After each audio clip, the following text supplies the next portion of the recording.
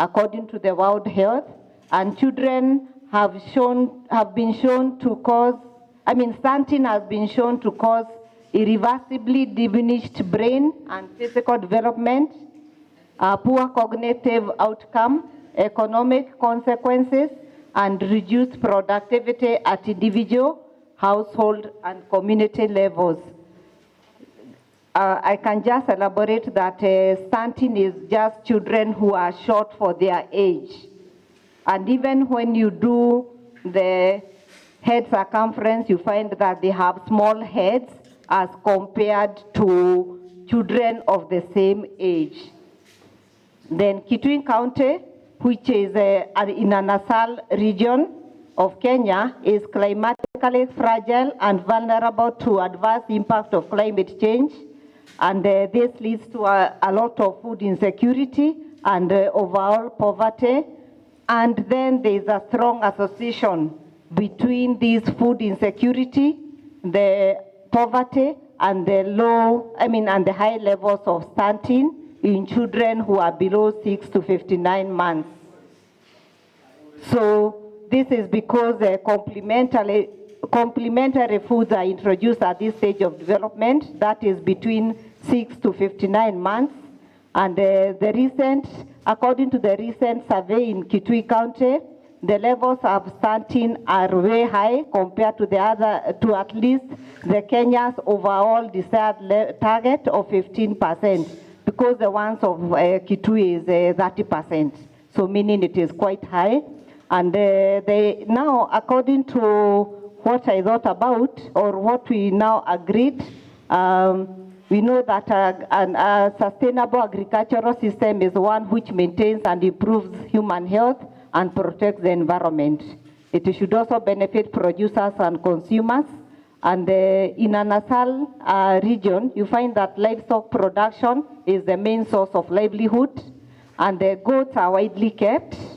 And because in a nasal region, because they withstand harsh climatic conditions, and they are also able to utilize different hypervolumes. And the goat is one of the main contributors of dairy products. And they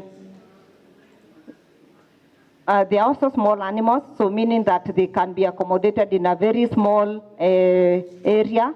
And women will also get a chance to own and rear them, and this will lead to economic empowerment and a source of livelihood for them. Then again, goats have many products, and they include the ones listed like milk and cheese. All these will provide proteins which are needed because again, when you compare the cow's milk versus the goat milk, you find that the protein content of the cow milk is higher, 9 grams per cup as compared to 8 grams per cup of proteins. And these are the proteins that are bodybuilders, and so they prevent stunting. And this will further address the issue of stunting, which is high. Then again, they also have an economic boost because they produce many offsprings and they are not heavy consumers. Then again, in the same intervention, we've talked about the pearl millet, which is one of ingredients that will be used in combination with the goat milk to produce the nutrient flour, because the pearl millet is a drought-resistant crop, and you find that it's also very high in protein compared to other commodities like rice, sorghum, and maize. Then, so the objectives of the study will be to assess. The first one is to assess the household factors that contribute to the high prevalence of stunting in Kitui County. Then to evaluate changes in household income because of now the intervention, which is the goats. The number 3, to evaluate opportunities for the development of low-cost nutrient flour using locally available cereal flour that is enriched with the milk powder from the goats. And then last is to assess the impact of the nutrient flour in the management of stunting. So we can go down. The study area is Kitui. Let's go down. So this will be a pre-post study because we'll assess the children at the baseline. And then once we do the intervention, which is the nutrient flour, we'll also be able to see whether there is any change after the intervention. And again, we'll also compare the findings after the intervention of maybe even the economic advantage to the women. And then, so in the methodology, the first stage will be the project inception. The second stage will be the review, which will be done secondary research and the primary research. Then, just go up, just a bit. No, down. Then we'll also do the nutrition education. We'll also give we'll also design a plan for the processing of the nutrients flour. And then the third phase will be the development of the nutrients flour. And that will mean that we also do the pilot testing of the flour to ensure that it is acceptable, including the sensory evaluation. Then the fourth stage will be the use of the formulation, which is the nutrients flour by these children, and then we monitor the data and we evaluate. We do the data analysis and then interpretation, and then phase 5 will involve reporting, nutrition training, and way forward. Let's go down. Yes, and I am done. Thank you. Can you go back to the problem? What is the title exactly? Use of goats to enhance food security and nutrition in ASAL regions of Kenya.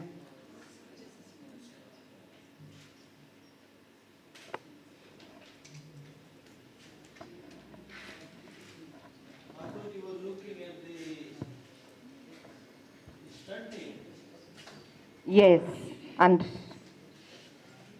okay, this will be addressed. That in itself is a huge area of study, isn't it? The literature is already there. So now, because we have established that there are high levels of stunting, we now want to come up with interventions. Go down to the research problem.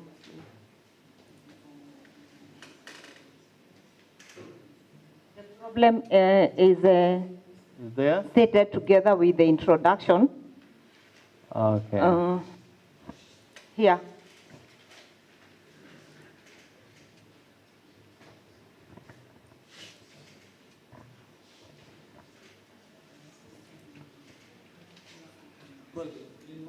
Questions? Any other people have questions while I study? Okay. I have a comment on the keywords. Please, I'm not very sure. I want to see because the keywords that I'm seeing in the keyword section, I see insecurity, malnutrition, but in the title, it's the security and the nutrition. So I don't know where you got the keywords from. For example, when you say food security, and then in the keywords you have food insecurity, and then you have nutrition, and the keyword is malnutrition.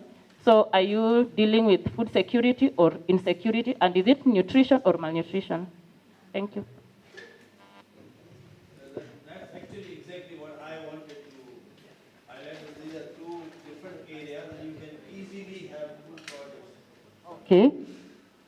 So I think, In my opinion, the stunting is an issue which is being addressed at a global level and linking it not only with the nutrition, but the genetic changes in those people who are affected. okay, And for stunting, it's not only the nutrition as a reason. There are some other reasons as well. yes, If there are any intermarriages, that also takes place. A lot is published on that. So I think you need to decide which aspect you want to address.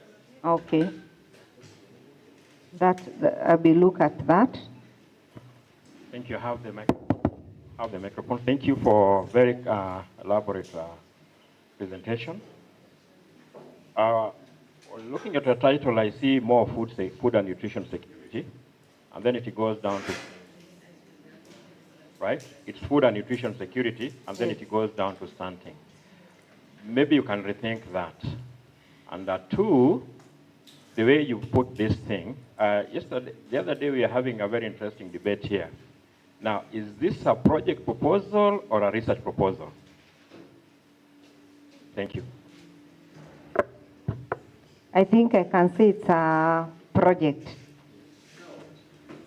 What is the difference between a project proposal and a research proposal? That's my question. Because I thought we are here for preparing research proposals. Or are we for something else? No.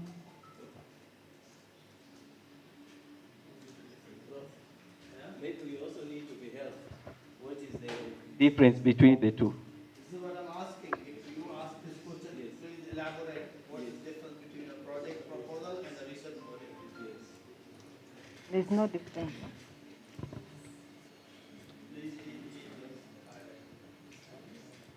Yeah, maybe the reason why I came up with that question is because in the design section, that is where you have the research design, it's not very clear how you came up with the criteria for who to include in the research and who to exclude. That is the inclusion and exclusion criteria. Okay. And also specifically how you are going to use the results from before and after. And also if you look at the time period you are talking about, it's a long period of time. Yes. Yeah. So one must be a project, one must be a research proposal. I think still I'm not clear what you mean by a project.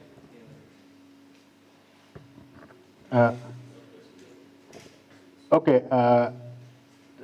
On my take is there's no difference between a project and research. They are all research. Or they are all projects. There can be a development project. Yeah. Which involves construction, for example, strengthening of MUT, Yeah. which includes a building, which includes roads, which includes equipment. That's a development project, which needs much bigger funding. But I thought for the last 4 years, we were talking about research proposal, NRF in our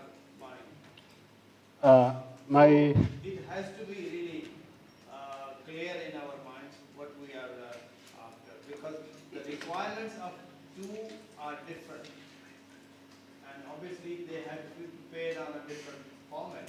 I know that for Ministry of Planning, if you want to submit a big project, that would be on a different format than what we have here. I hope it's clear to everybody. However, in your project, I think you are touching upon many issues. Yes. And as far as your stunting issue is concerned in children or in humans, there are many other factors, and you need to rule them out or give references from the literature. And this has been proven that these are the causes of stunting, which includes nutrition, of course. And now there is a research available. Actually, one of my colleagues' successor, who became chairperson of the Science Foundation, is a specialist in that area. And last March, he got a big civil award from the government of Pakistan because of identifying at the genetic level as to what are the differences, what are the causes of stunting. Okay, that is well noted. But those issues can be isolated by a title. Yeah. So because she's concentrating on nutrition, so yeah, yeah. So the title can narrow it. Okay. Now on keywords, still keywords. I think keywords should be derived from the title, and I think there's a problem there because you have nutrition, you have malnutrition, you have value addition, which is not part of the title. So I think you can work on that. Okay. That's all. More of a comment really all around. Okay. Daniel wants to say. Thank you so much for the presentation and for the work that you have put into it as an individual. I think it's a great work.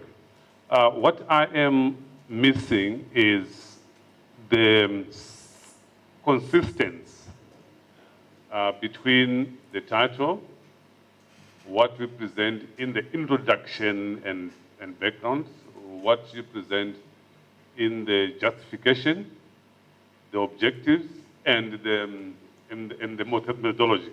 Because what we want to address is the use of goats to enhance food security and nutrition. The introduction should be dealing with what work has been done in the past to address those. And then what are the gaps? Why are we doing this? Which is going to be different from what has been done in the past. And then, so in your justification, you address the gaps. Now, if you go to justification, I saw an age difference. We are addressing, I think it's the children between the age of 5 to 59 months, 6? 6 to 59 months. So are we, that enhancement of food, is it for this group? So it should reflect in the title. We're not addressing all ages, but we're focusing on a specific group.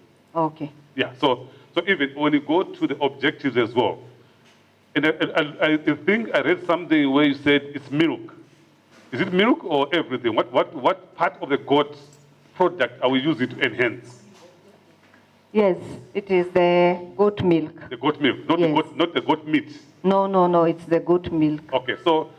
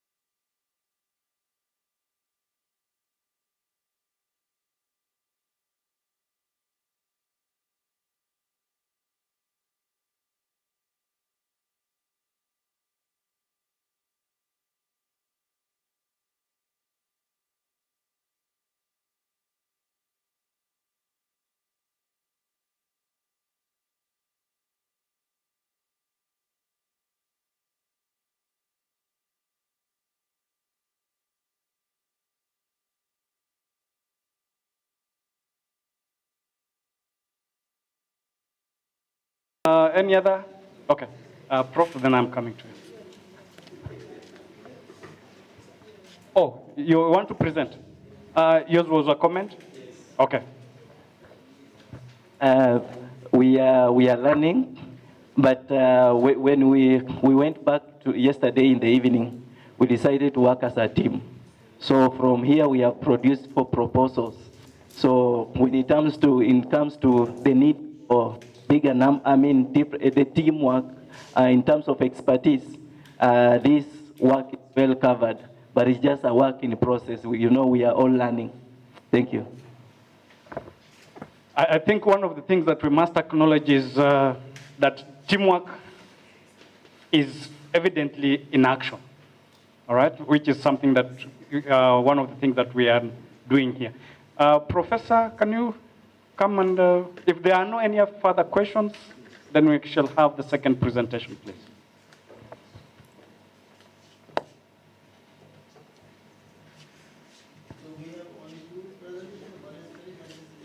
Do we have any other presentation?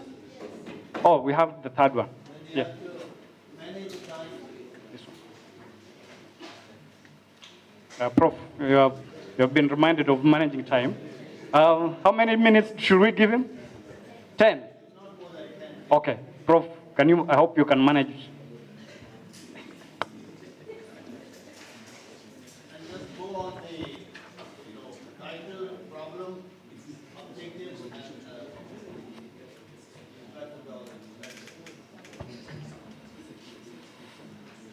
obviously, these people have had more time because overnight they can also work on that project. They learned from the experience of others yesterday. Yeah. Yeah, because we have to, certify the experience.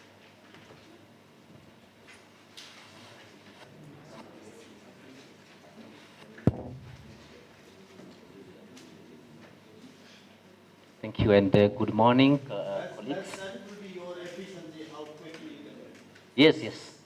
So mine, this is a project that it's a research work that we're putting together. And the focus is on developing a toolkit for tourism planning and development within Kenya's devolved system. And here we are referring to the county government. Now, we provided the introduction there on the fact that globally tourism is growing, particularly within the global south, for a number of reasons that we have stated here. And actually, out of this, we're seeing reports right from the UNDP, the World Bank, and others demonstrating how, the importance of tourism within the global south and the developing countries. Within the African context, we have highlighted several justifications that tourism is becoming a priority sector within this region, where tourism has been featured strongly within Africa's Agenda 2063. It has also been featured within the UN Agenda 2030, that's the SDGs. And within Africa again, tourism has also been captured as a priority sector within the AFCTFA, that's the African Continental Free Trade Area, and many other initiatives have been put there to demonstrate the significance of this sector. Down here in Kenya, the case also remains. In our constitution, our new constitution, that is 2010, tourism has been devolved to the counties. And the central government has a mandate or has been required to do capacity building for those county governments, for them to be able to develop the tourism within their areas. But now, evidence has demonstrated that counties still remain with little capacity on how to plan and develop tourism. Hence the need for us to come up with a toolkit that will guide the policymakers and planners in those counties to develop tourism within their areas. So what do we want to do in terms of objectives? Approach here number one will critique the tourism planning and development frameworks in Kenya's devolved units, where we want to see what are the current challenges, what are their current approaches, and what parameters are they focusing on as they develop tourism. Secondly, we will go beyond that and benchmark on selected success case study tourism plans from successful developing destinations and that have more of a devolved system of governance.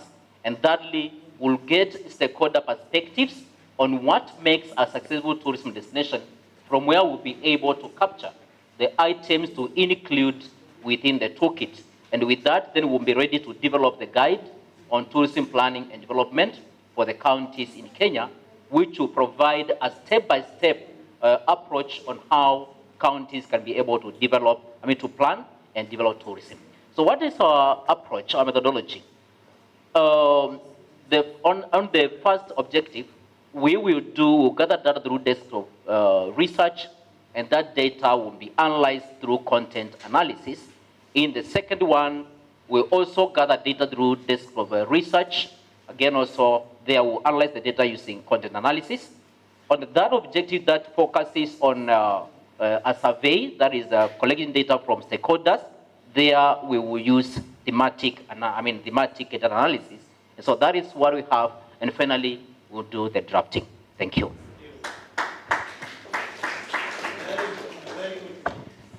Precise. Any suggestions, questions to the presenter? It's all clear. We have. Thank you so much. I was looking at the title and then look at the presentation. The toolkit, is it something you are going to develop, or it's something that's already run and you want to enhance it? It's not there, we want to develop it. Okay. So who will be using it? This one, from the title, is going to be used by the county government as a guide to them, for them to develop and plan tourism. And equally, it's also going to be available for the members of academia, developing for research purposes. And we can also use the same also with the national government to monitor tourism development within the counties. So my question would be, is this something they want or something you think they want? Or have you engaged them to ensure that what you are developing, they are going to take it? I'm persuaded that they want, and this is the reason why I'm persuaded. So, one, the Constitution requires them to develop tourism within their areas. And two, when you look at what they are currently doing and the approaches that they are using, much of what they are borrowing is tools that have been developed from the developed world, which most of them don't address what a sub-destination would be focusing on. And so we have even some counties that have not even managed to have tourism plans within their areas. So with this, then that demonstrates a need for this. Okay. So my point is, what we need to do in this project is we are producing a product for a stakeholder. Sure. Let's engage the stakeholder. Let it be in the methodology, in the structure of the program, that you are going to engage them to show that they would want it. Otherwise, they will spend time, resources, and then they won't take it. Yes, you're right. That is our objective number 3. It's actually we capture their stakeholder perspectives on this matter. Otherwise, thank you for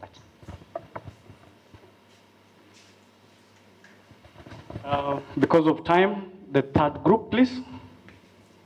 Thank you, Prof. Let's try it. Yeah, actually, sorry.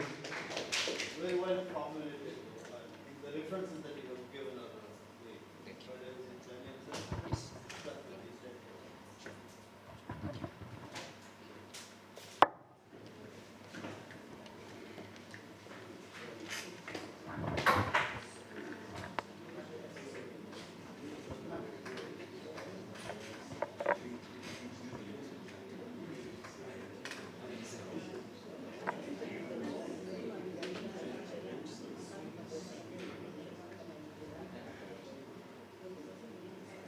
Okay, good morning.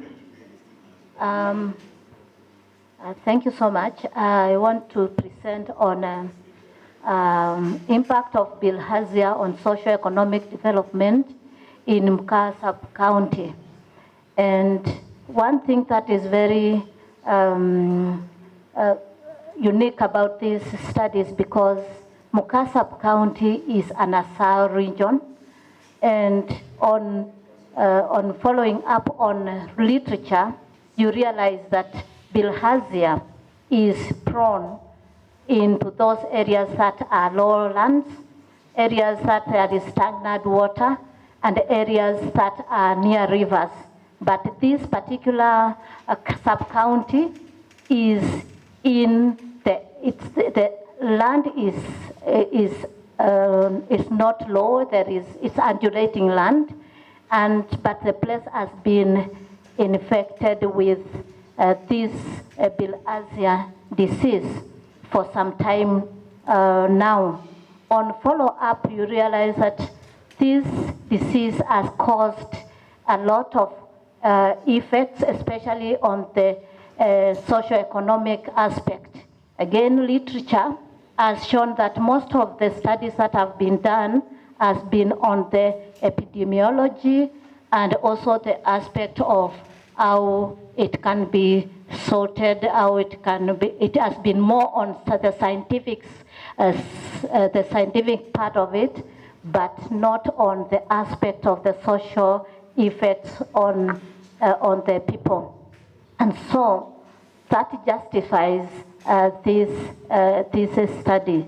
So you find that schistosomiasis is actually very rampant in the poor communities. Again, when you look at this specific county, the people are not that poor.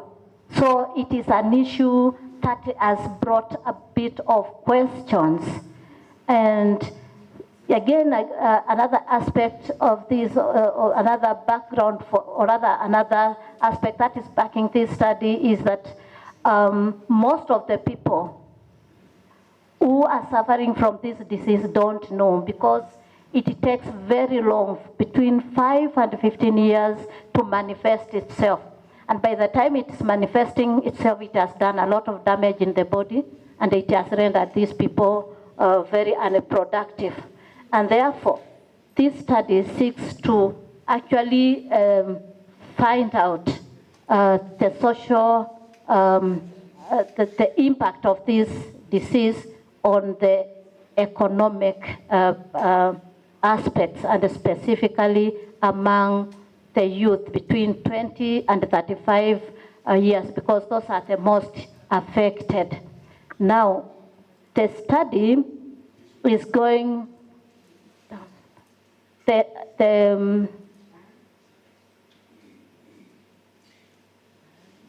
the objectives, please. The specific objectives, or rather the objectives of this study, is to determine the predisposing factors to bilharzia infection in Murang'a sub-county, and then secondly, to determine the prevalence of bilharzia infection in Murang'a sub-county, and to assess the impact of bilharzia on socioeconomic development in Murang'a sub-county. That is what this study aims at establishing. How are we going to do this? The methodology. Let's move.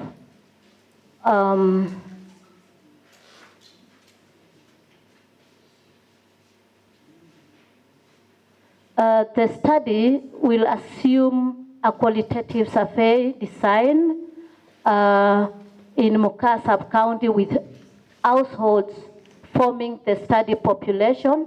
Purposive and snowballing sampling techniques will be used to get the sample of the study.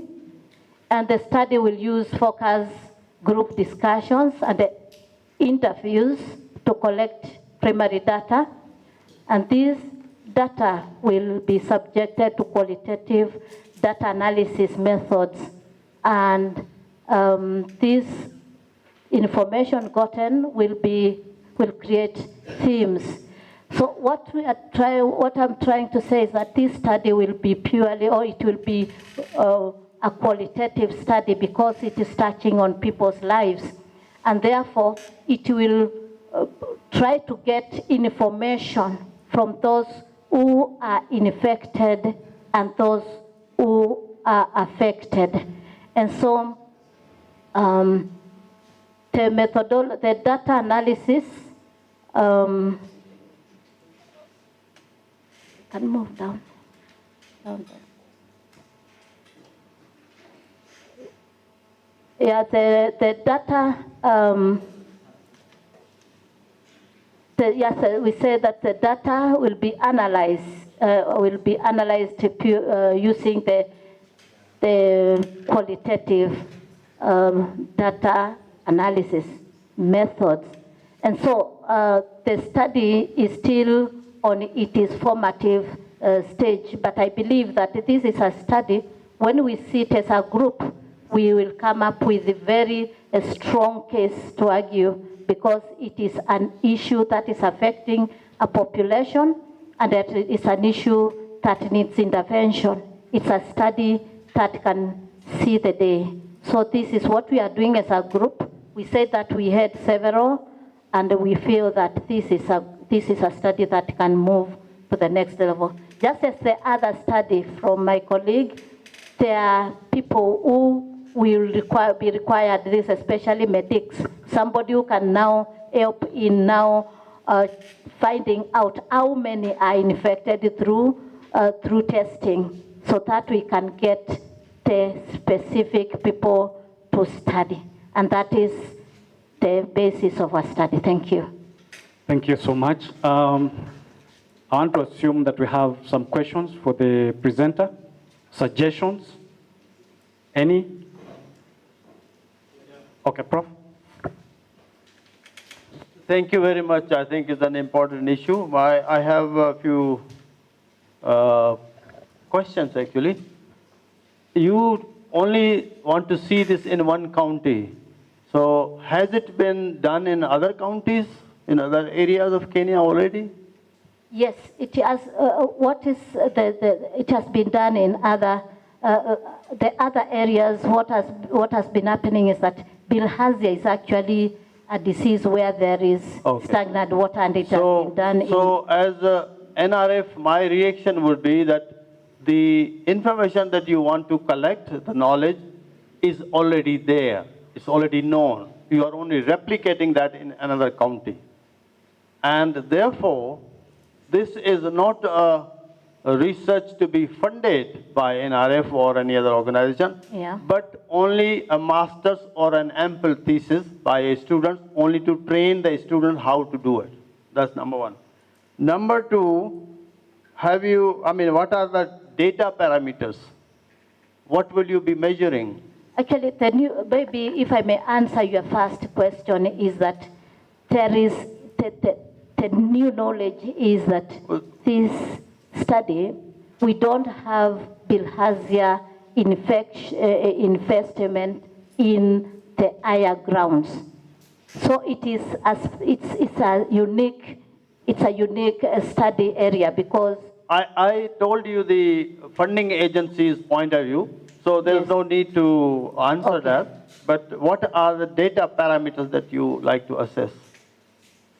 The data parameters that I would like to assess is how the income aspect, how the people, No, but how is income going to influence somebody getting a parasite? How would income influence somebody getting that parasite or not getting that parasite? Oh no, the water, the aspect of water, that one may be a disposing factor. Then I want to carry out this study on an economic aspect or economic point of view. You have to then establish that the poverty also leads to this, and you have to then also have evidence or references for that. Yes. And why do you assume that it is such and such trematode parasite without actually isolating that parasite, without identification of that parasite, because it's a very scientific matter? Yes. So you need to be 100% sure that the problem being caused by a certain parasite has been confirmed, and here I have the sample. The authorities have identified it, and there are authorities to identify those organisms and species. Yes. Okay. Okay. So I think these are comments that I wanted to share with you. Thank you very much. Thank you.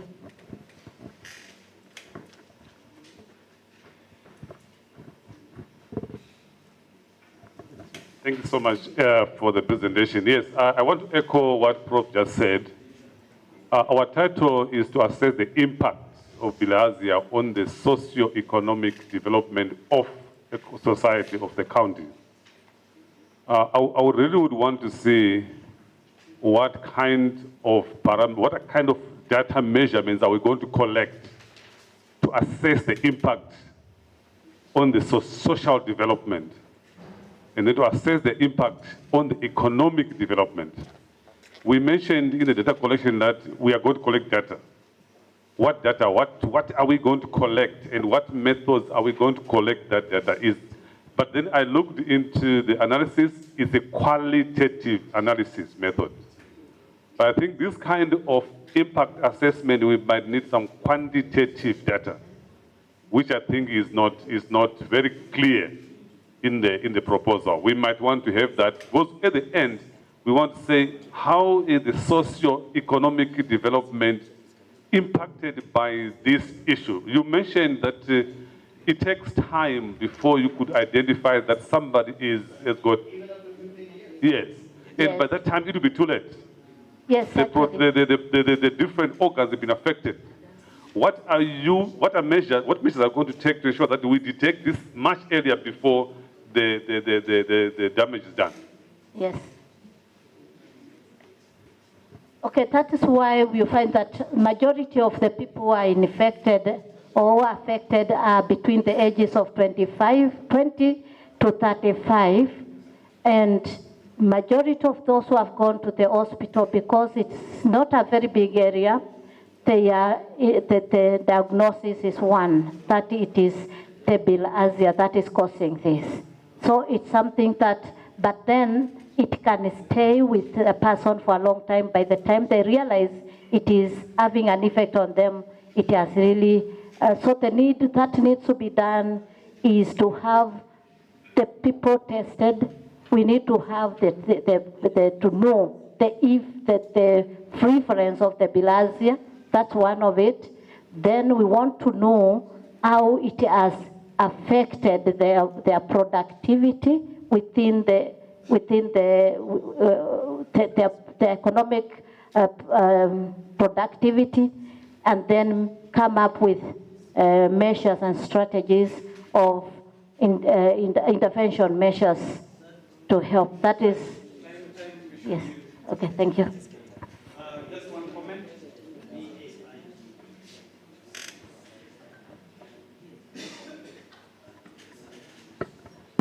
Okay, my comment is short only.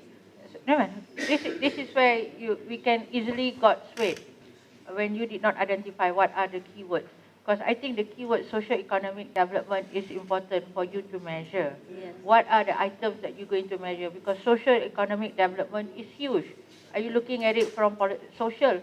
Social is actually politics, family, culture, livelihood, something like that. And then economy would be the income generation, future, a lot. So you cannot afford to measure all.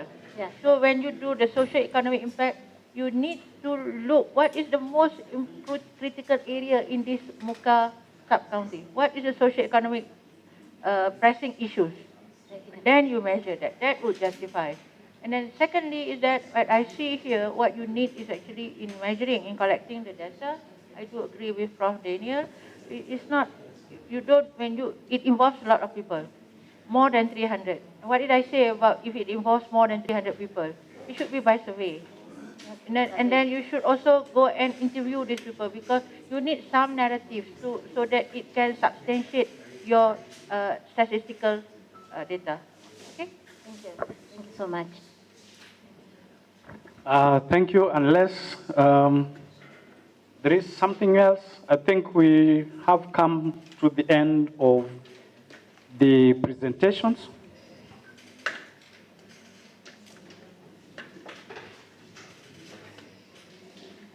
I don't have much. I don't know. Let me.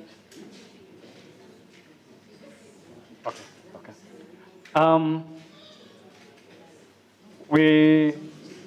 We're having the issues to be presented next are the deliverables, and Professor Koenje will take us through. All right. We now come to the session for deliverables. And this will be handled by Professor Mansour. Oh, you're here.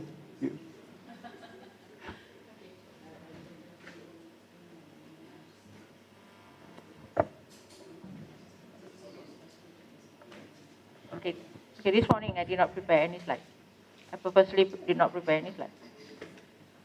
Okay, for the deliverable, it depends on.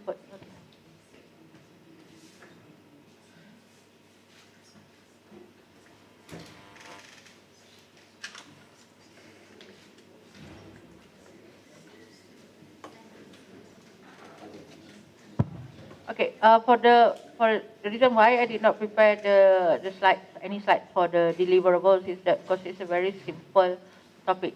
I think deliverables is always at the end of your proposal, at the end of your research project. So, but you need to know beforehand when you are preparing your proposal what kind of deliverables that you need to produce. One, you must follow closely what your sponsors are asking you. If they are asking you to say that they want a final report about the whole project, that would be your main deliverables. If they want you to come up with an action plan, that would be also your deliverables, depending on what they ask you. If they did not ask you, then you follow your research data, your research finding. What did your research finding say? Normally, it's very easy for if there is no requirement, special requirement from your sponsor, what kind of deliverables they want, then you can offer them, say that, okay, I'm going to give you a final report of the whole research project. So that would be the main deliverables. And inside that report, you're going to give them the solution to the problem, existing problem. Secondly, you are putting up some suggestions for recommendation and what things they can do for future improvement. So these are the things that we are looking at as a deliverable. So easy, it's part of your research findings, part of your report. And then when do you deliver?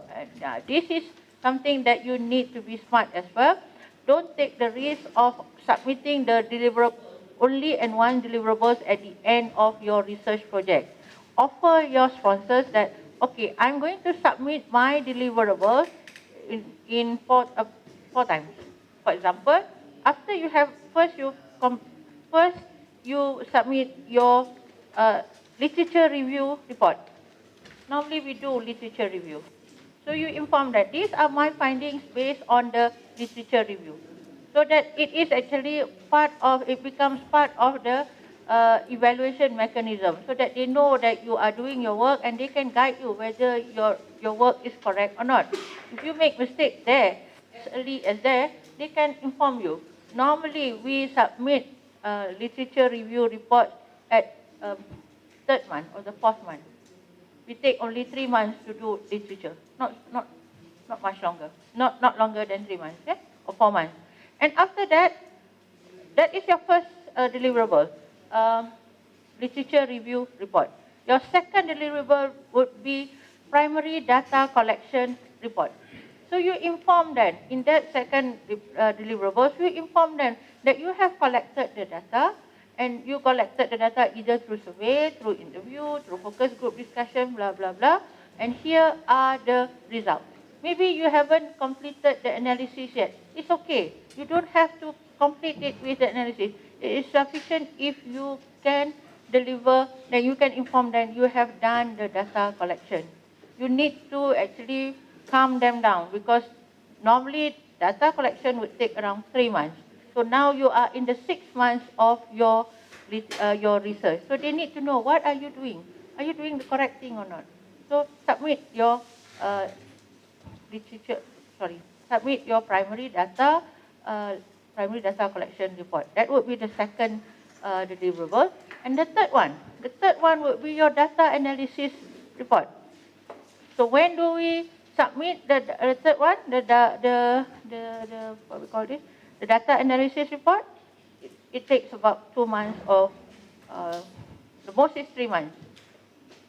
If you are experienced enough and your data that is not much, then you can submit your data analysis report, that is your third deliverable, 1 month after submitting the second deliverables.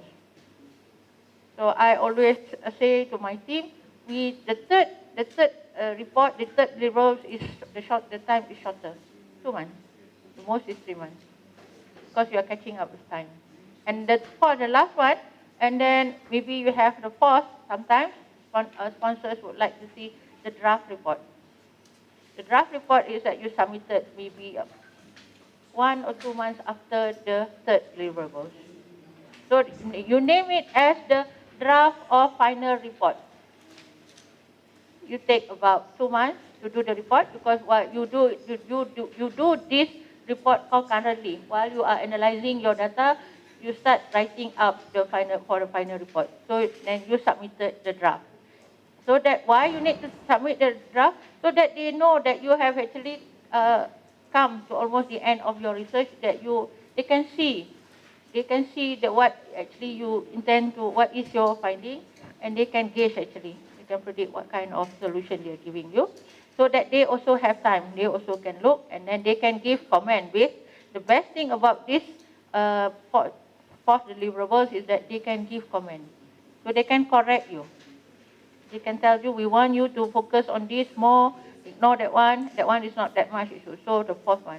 And then after they have given the comment, you go and validate that data. And after that, you go and validate that findings. And after the validation is done, you submit the last report. That is your final research report. So that would be only 4 or 5, depends on how you want to make it. Yeah? But you need to at least submit all these deliverables, so that you can have a monitoring exercises in phases. So you are not swayed away from what you have promised to do in your proposal.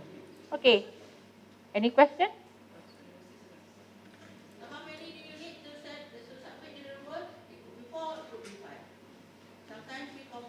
Sometimes we combine the draft and the data analysis. Yeah? But if you want to separate it, it's okay. But make sure you have a draft, submit it to your sponsor so that they can have a look. And then they can see whether you can gauge what is their trend, whether they are in favor or go against your finding.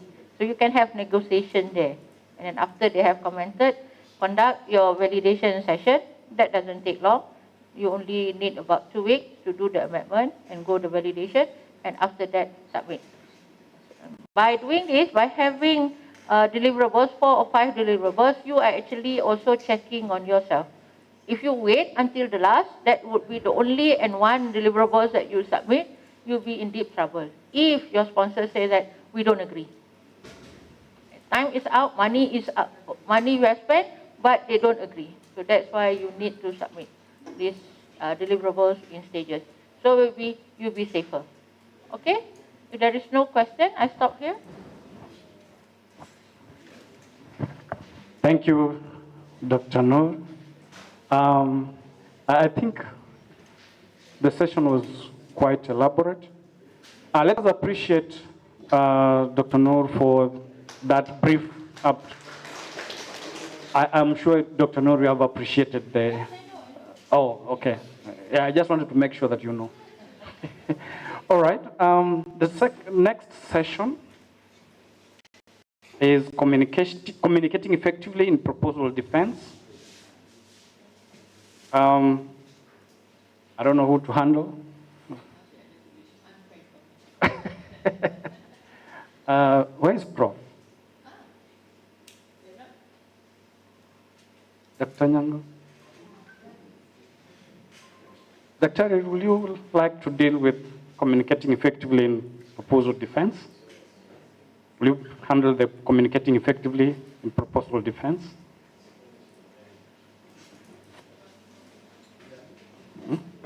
Yes.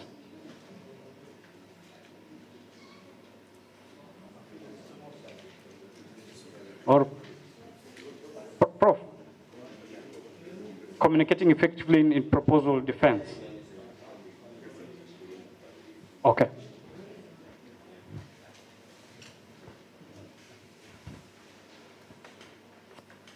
Thank you so much.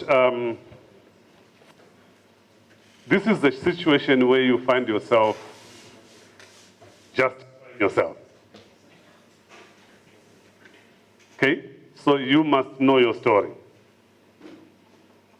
You must be able to defend what's in your proposal.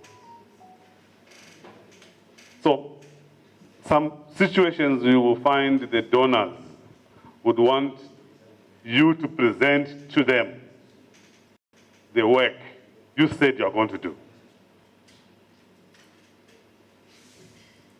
What needs to be demonstrated here is, I know what I want to do. I will not waste your resources. And when you are focusing on the proposal presentation, it must be clear, your title and the objectives, and in your presentation, why is your work you're proposing different from all that has been done before? Remember, we have got a literature review, we have what has been done. So you were saying, we are coming to you requesting for these resources because we want to do this. What we are doing here is different from what has been done before. It's either on the methodology or on the output. So sell your ideas such that people will say, no, this is worth our resources. And remember, when you are doing that, you must have your team ready. You must have your programs ready. You must have your plan ready. And in all this, remember, when you are defending anything, your script of defending that are the original requirements and restrictions of the call. What we are doing in the defense, we are only defending what we want to do with what they want us to do.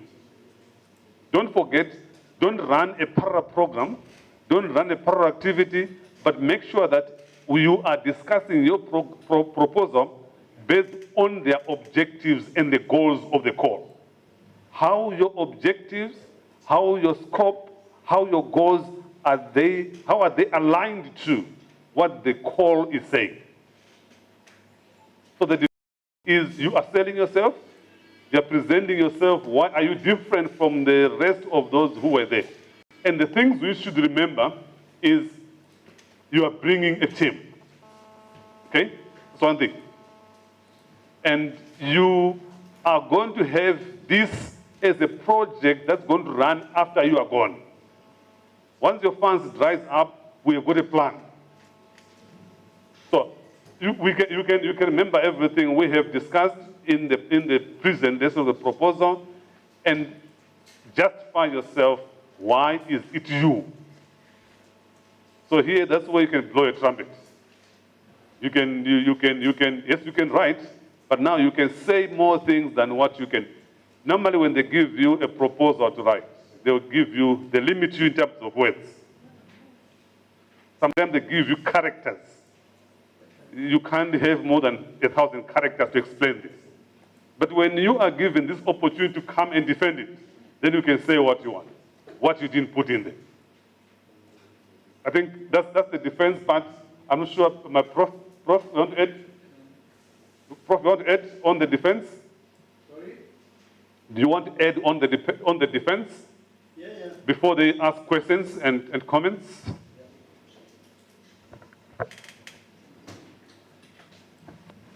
Thank you. But in many organizations, they may not invite you to actually make a presentation. So they would themselves, they would have initially what's called the scrutiny committee, who will look at your proposal and decide whether they want to continue that further for evaluation or just drop it at that stage. And that is determined by the clarity of your proposal. As has already been said, you have to be very, very, very clear what exactly you want to do something, and that has not been done, but the issue is supported by data or references, and you have actually addressed the requirement of those components within the pro forma, and then they would decide. I mean, your objectives are clear, your plans are clear, and budget is, of course, with them. But to tell you the truth, within the organization, within the funding agency, the first scrutinization of your proposal mainly looks at the topic, the justification, the research question, objectives, methodology, and what are your expected results. If they are happy with that, only then they will look at the budget. Otherwise, at that stage, they would say, well, this proposal is not worth spending our time on the assessment of this.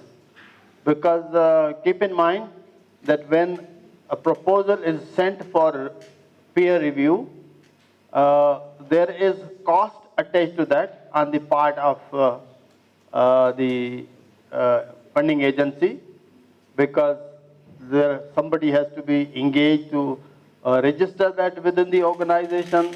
Then it goes to acknowledgement and sending to the experts. Some small unrem may also be paid to experts, so it's costs involved.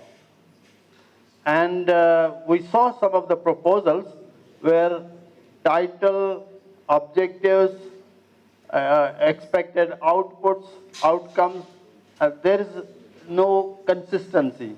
And if that is seen by the agency, in the very first few minutes, you are done.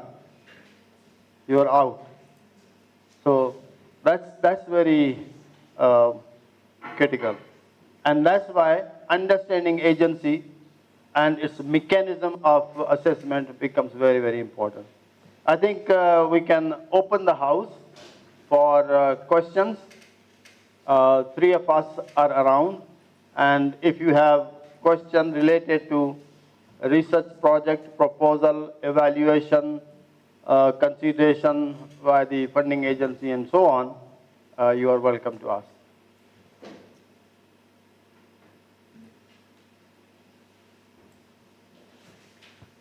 Anyone?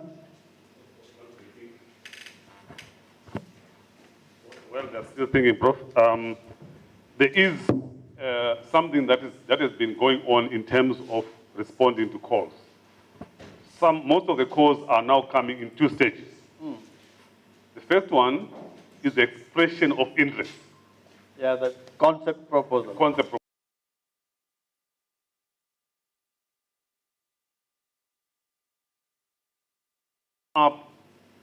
Short lists, those that are requested to develop a full proposal.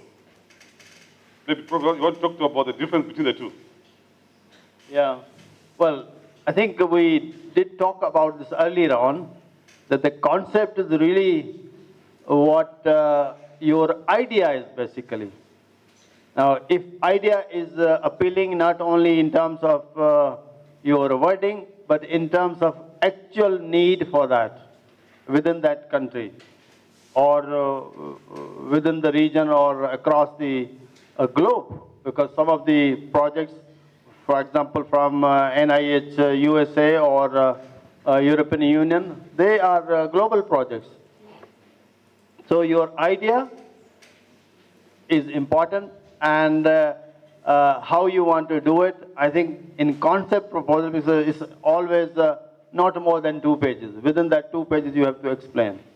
But of course, some agencies would decide again on the basis of just that document that you submitted, but others may invite you at that stage. One of the Pakistani agency, Pakistan Science Foundation, where they give a call for proposal and ask only concept proposals, they actually invite, they kind of organize a symposium, and the purpose of that is also from the organization.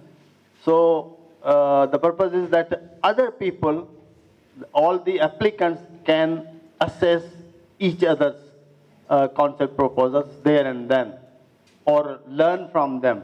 But the organization then decides. There are experts sitting while everybody makes a presentation, and they judge from there which to be, called for full proposal. Yeah.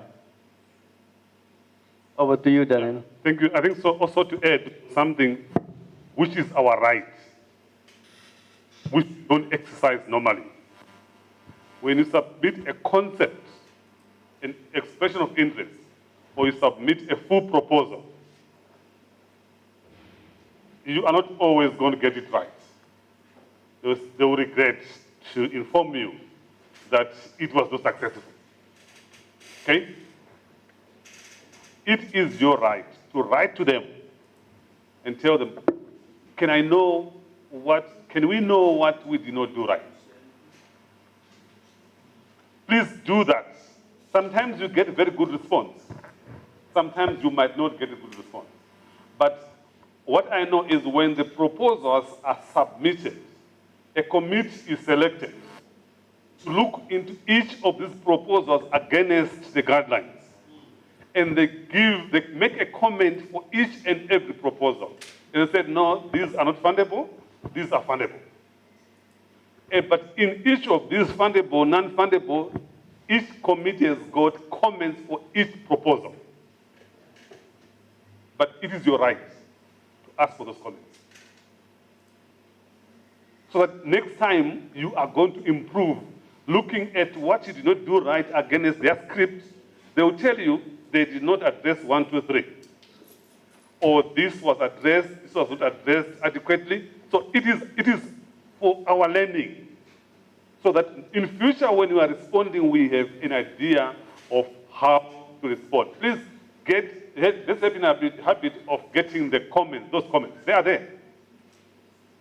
And if Prof is one of the reviewers, he probably has got some in his computer right now, those comments, but they will never give them to you unless you ask them.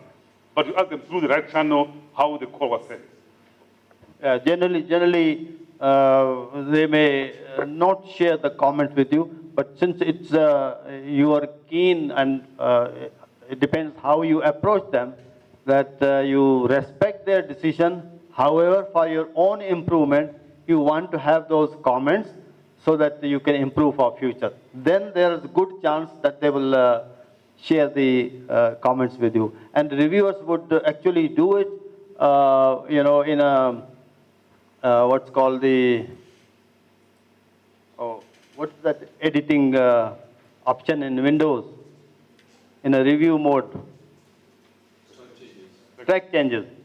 In track changes, and when they send you the copy, you can actually see what are their comments. So because on the side there will be comments as well.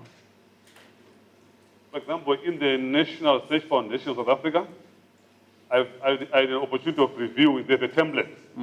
In the first part, there is a question they ask you: do you want us to share your comments with the applicants. You can say no or you can say yes. In most of the cases, people say yes. So it means I, as a reviewer, I consent to say you can share whatever I say with them. So there is an option. Most of the funders, they have that option. They've got a comment. They can give you. But if they said not to, like Prof said, Yeah. it's their money. You can't argue with them. Yeah. It's not always that you're going to get them, but there's high mathematical probability that you are going to get the comments. Now I think it's your chance to ask any question that you like to.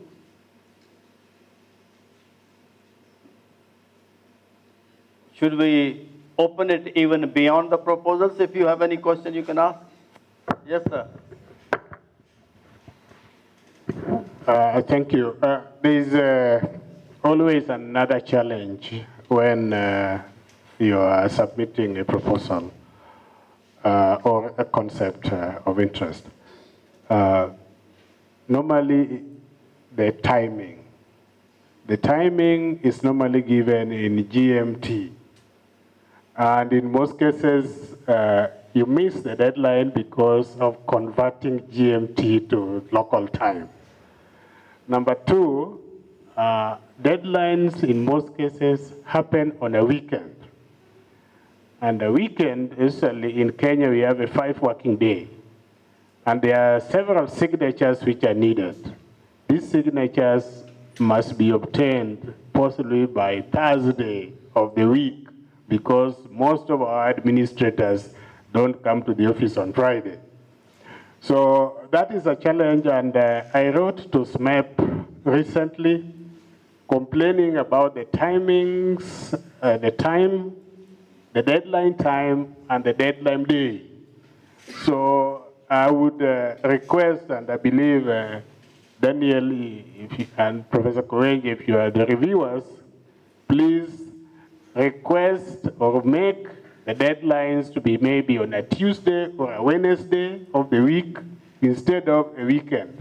And I know it is hard to put the times, so you'll put a general time. General time we can deal with, but the day of the week is very important. We missed a deadline recently simply because the deadline was 1 a.m. on Sunday. And that was a big challenge because there were several signatures we were to get, and we had to get them by Friday, which was not possible. So we were time bound. Thank you for this, feedback. But I can say that why you want your lethargy to be taken care of the agency. Why you want wait for the last date? I mean, I as a researcher or applicant in anything, I never go to the last day. I always do it, at least a week before or a couple of days before. But you cannot really tell funding agency, if you ask them as a potential principal investigator, I from that end can tell you that we will say he's not really keen, he's not interested. If he cannot manage his time, he's telling us to change. And Daniel wouldn't do that because he doesn't want to be losing that status of a distinguished reviewer for an agency. Don't you think, Daniel? Yes, I really agree with you. I think most of these proposals, the calls, they've got timelines, okay? Normally, they give you 2 months, 1 month at least. And we have 1 month to plan. Planning is also part of the testing Absolutely. Of the proposal. So if we do it on the last hour, then it means also it's highly likely that even in our proposal implementation, we are also going to submit on the last hour. That's right. So I think yes. let's just, it's a good observation, but it also reflects on us. What kind of, are we people who plan on the now, or we wait for, we are given two months and we work on the last week? So let's make sure that we look into all what's required in terms of submission and respond to the call. Some of the calls come with very tedious processes called the due diligence. I'm telling you, they would want it to, they were asking some proposal, they want to see all the transaction which has happened in your university, how many calls have you received, how many, what do you call this, university council meetings, what was there, have they discussed it? So they require a lot of documents. So we really need to really kind of plan ahead as also, and show them we can do this. Okay, so that part, that's where we have the NRF and all the people who share. Normally, the call comes to the professor, and the professor is very busy. Okay, and he only shares it. There's this call, guys, after 2 weeks, just before.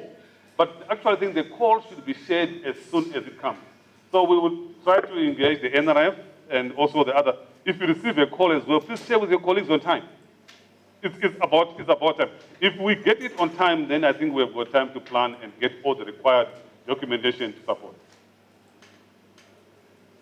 Thank you. Thank you. Any other point, please?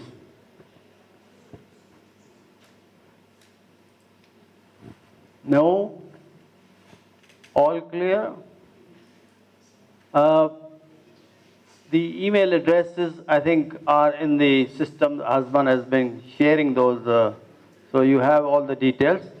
However, if anyone particularly wants my contact details, my visiting cards are there, business cards are there. You can take one who has not got it yet. So I'm going to share with you the difference between poor and rich nations, so that we can reflect back, because we are all responsible as citizens for poverty or richness of a country. So I need your attention to look at this presentation, and hopefully will be useful. And then we can discuss as well. Can you help me? Oh, this needs...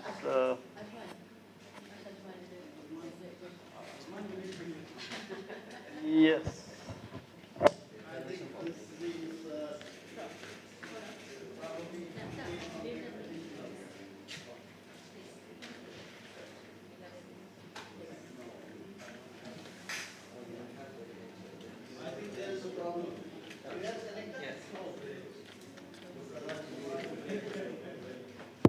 Okay. While waiting for husband to address the technicality issues, I'm about to distribute a survey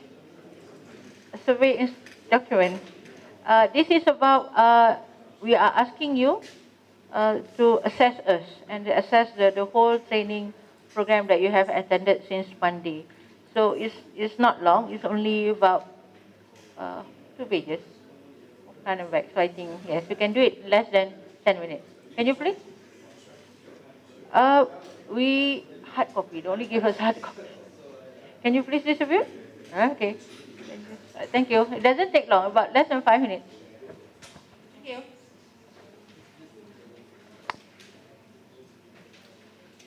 Once you are done filling in the survey question, can you please, for every group, can you please collect it and then hand over to me, please?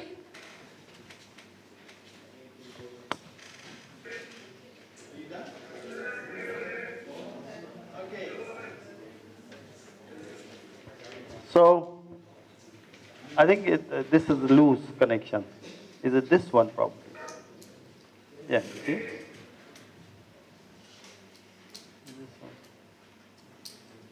Please watch, and then if you have questions, we can answer. What's happening? Uh-oh.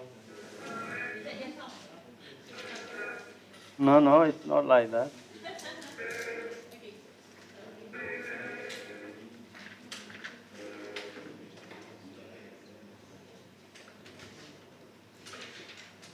Lose connection somewhere or?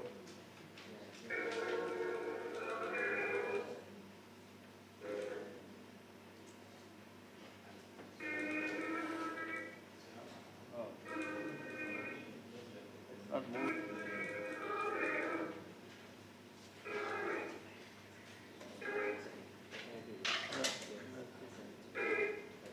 Yeah, okay. I'm on email, so just go. Yeah, you just do that.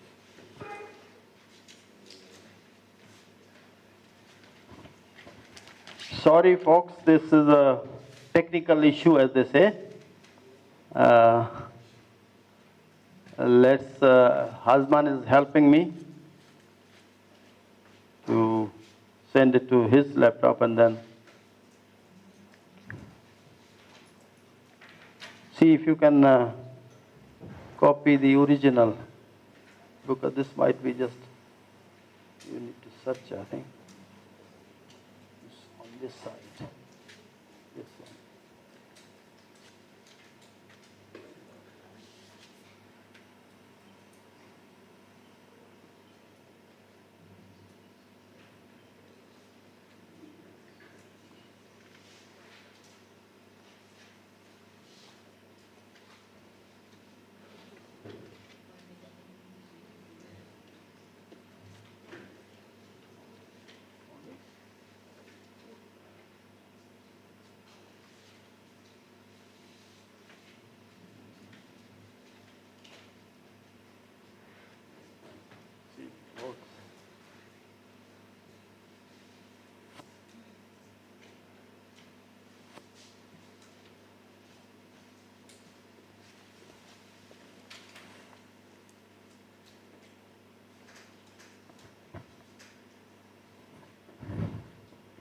So it's interesting that you have no more clarification required, no question. Who has won the projects till today? Can you raise your hands? Who has been able to win a research project from any funding agency among the lot? Yes, professors? No one?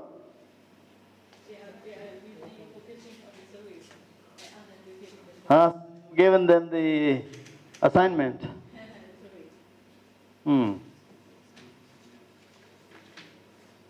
Maybe then let them finish that.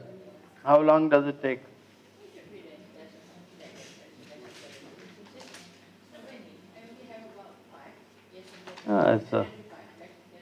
Shouldn't take very long.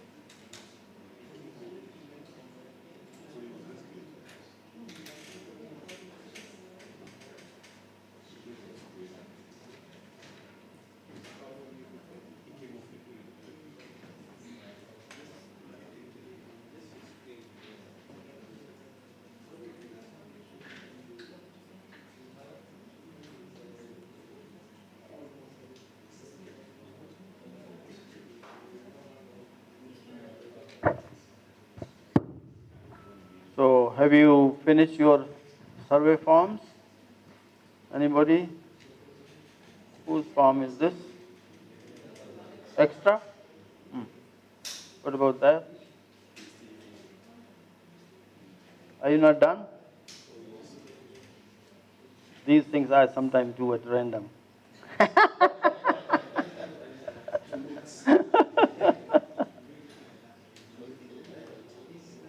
But it's your opinion basically, so.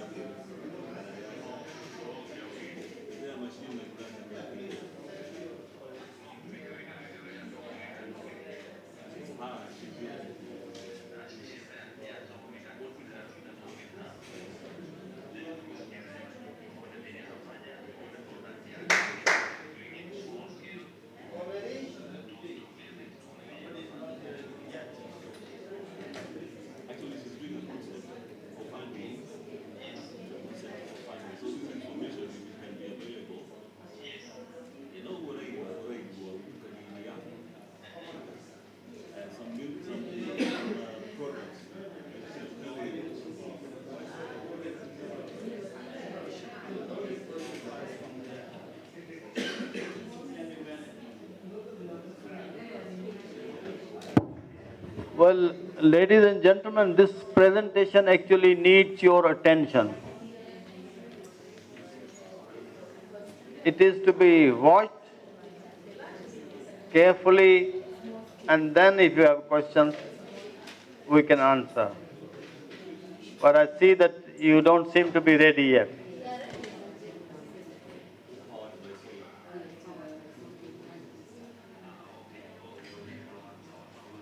Well, he has to be free.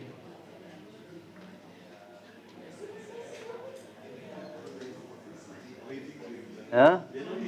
Screen has turned upside down.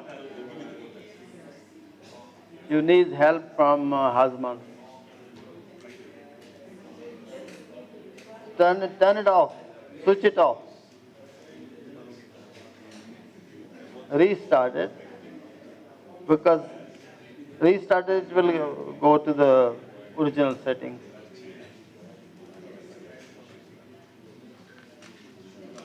You see, in your hands is a bit better. Because your laptop only knows you.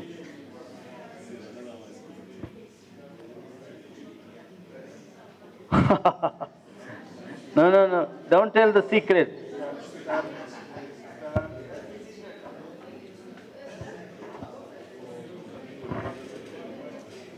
Okay.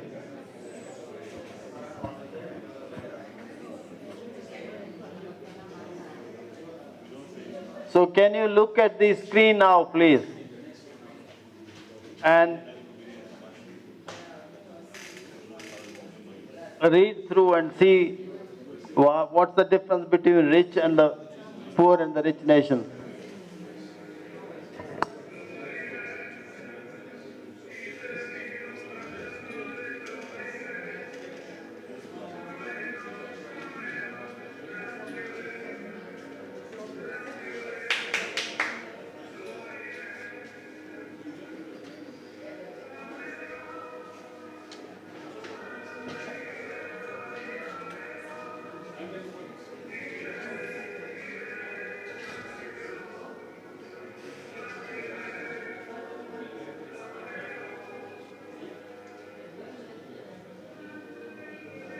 You see India and Egypt, over 2,000 years old, but are still not rich countries. So it's not the age.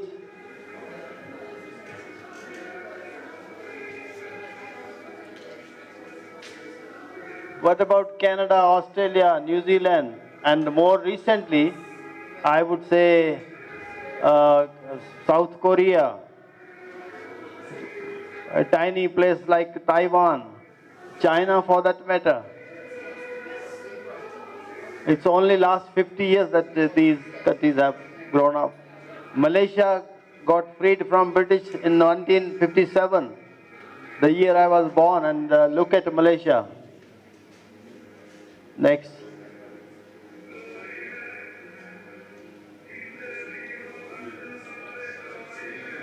So it's not really also the natural resources.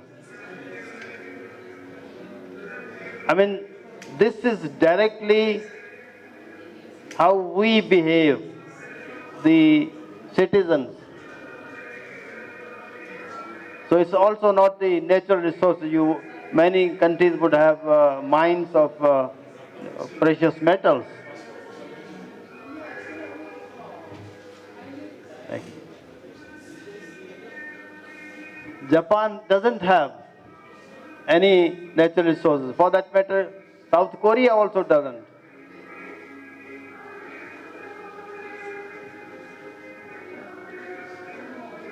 So mountainous area, very small area, unsuitable for agriculture or farming.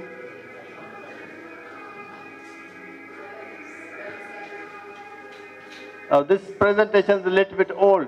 Now Japan is not second anymore. Now China is the second economy in the world and aiming to be on top.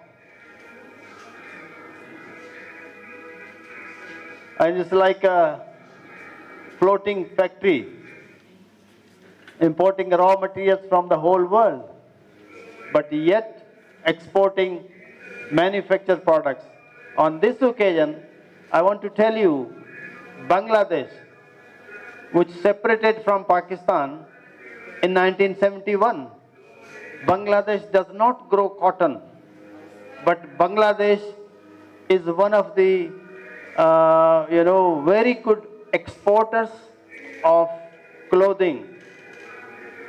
So they import raw materials, manufacture it there, labor is relatively cheap, and they are exporting, making money. So the country that they separated from in 1971, Pakistan has natural resources, Pakistan is a nuclear power, but in economic terms, the economy of Bangladesh is better than Pakistan. Why? You need to think. Next. So, another example of Switzerland. It doesn't grow cocoa, but you know that it produces the best chocolates in the world. And in their very small territory, they rear the animals, cultivate the land only for 4 months in a year because it's cold most of the time. But they are manufacturers of best milk products. And a small country, which is an image of security, which has made it strong as World Bank. You know that all the rich people who have collected so much of money, national wealth, they put all in the Swiss banks. So what is that they have? These are some of the things that I think each one of us should ponder and think. And don't think that it's only the government. Government is you and me because we vote them in. The power of vote, and that is the decision that we take. Who do we vote for? I think we can move. So, you know that executives from rich countries who interact with their counterparts from poor countries show no significant intellectual differences. And I, for that matter, have come across many. I was one of the, program leader of an FAO project funded by European Union.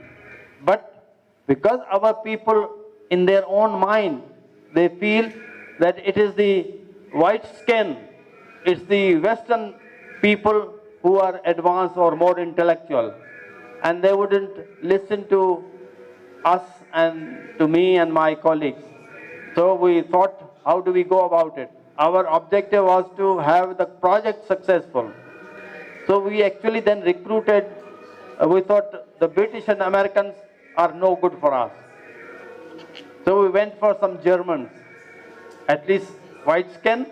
They could speak different language. And we told them that we know what we are doing. So you have to assist. And they were very considerate. So they helped. The audiences would listen more to them than us. And we brought about improvement. We were able to reduce the poverty of the participating people in that program.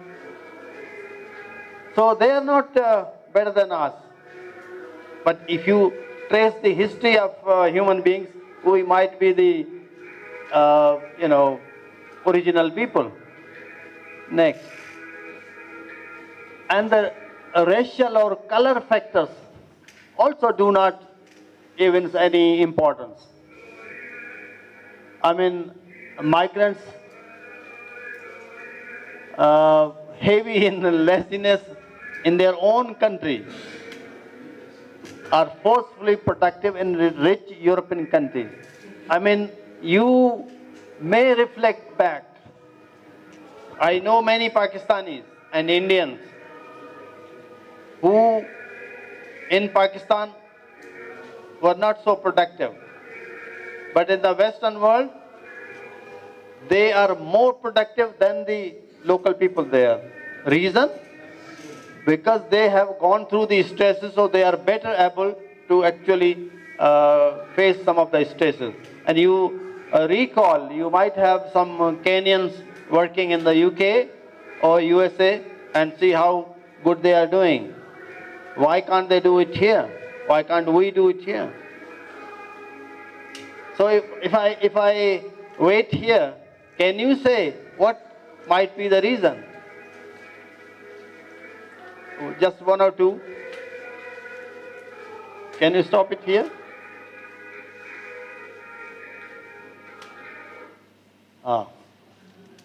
So what do you think are the reasons? Then we move further. I need your feedback. You see, nothing works in isolation. And we should not really look only at my personal problems, or don't consider yourself only somebody very small who doesn't have much role. Each one of us are not only citizens of our own country, but I always say global citizens. So what we do, our actions will reflect. But now we are talking about nations, individual countries. So can anybody say what might be the reason? I think there are now good indications that those who are very old ones, like Egypt, like India, like my own country, because we have over 2,500 years old remains of cities which were so civilized then that they would have a good, excellent drainage. I mean, it's a World Heritage Site, Mohenjo-daro in Pakistan, Mohenjo-daro and Harappa, and you see over 2,000 years old, but the country lags behind. Egypt very old. At one time they were great rulers, left behind. Recent past, South Korea within 40 years from aid receiving country became aid giving country. And I visited South Korea a number of times, and they thank Pakistan because in the 60s they took the traditional 5-year plan of development from Pakistan, went back, adjusted it in their own local system and requirements, and within 40 years they started providing some aid to including Pakistan, to many countries, but also Pakistan. I mean, China, the first Pakistan International Airline flight in 1949 was sent by Pakistan to China to help them. And now we look at China for so much of support. So what are those aspects? If you are not responding, I would be honest to say that perhaps you are not analyzing the situation, or you are hesitant and shy that you might say something wrong. There's nothing wrong. We are all different people. We have different way of thinking. And I can tell you that even if I am wrong, yet that is my right to be wrong. Why should I be like you? Why should I be like him? I am born different. My DNA is different. And there's nothing wrong with it. If I can't speak good English, it's not my language. So what's the problem? But we must be analytical. Yes, sir. Thank you. Okay.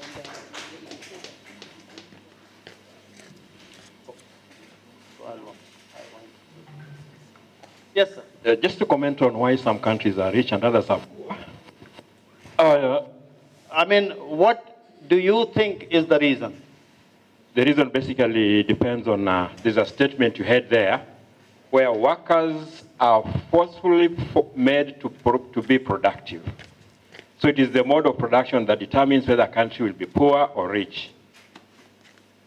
Just the mode of production and how whatever is produced interacts with the market.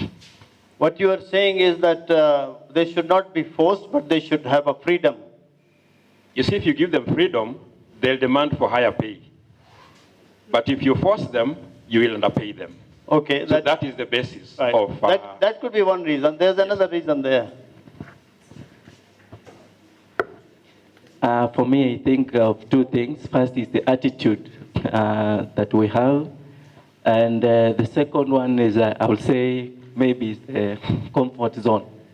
I'm in Kenya, living among my own people, maybe living in our own cradle land, or how do you call it, traditional land. Nothing to worry me. But when I go to developed countries, I have to up my game in terms of living and all that, in the process being productive. You mean just like here today, people not speaking because they don't want to come out of that comfort zone. They don't want to be, embarrassed. Husband, where is the presentation? Please. I want to finish it. Okay, so let's look at the reasons in the opinion of the analyst. Oh, we need to go there.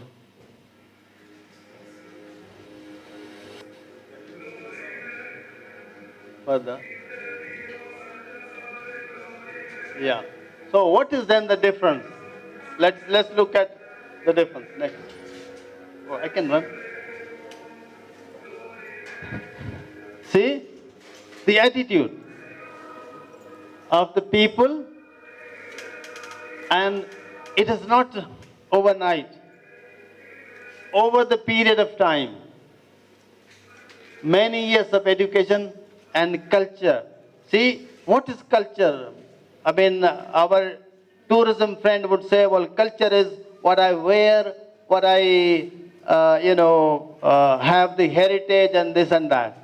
But culture, there's a culture of each organization. There's a culture of handling things. Each family may have a separate culture than the neighboring people.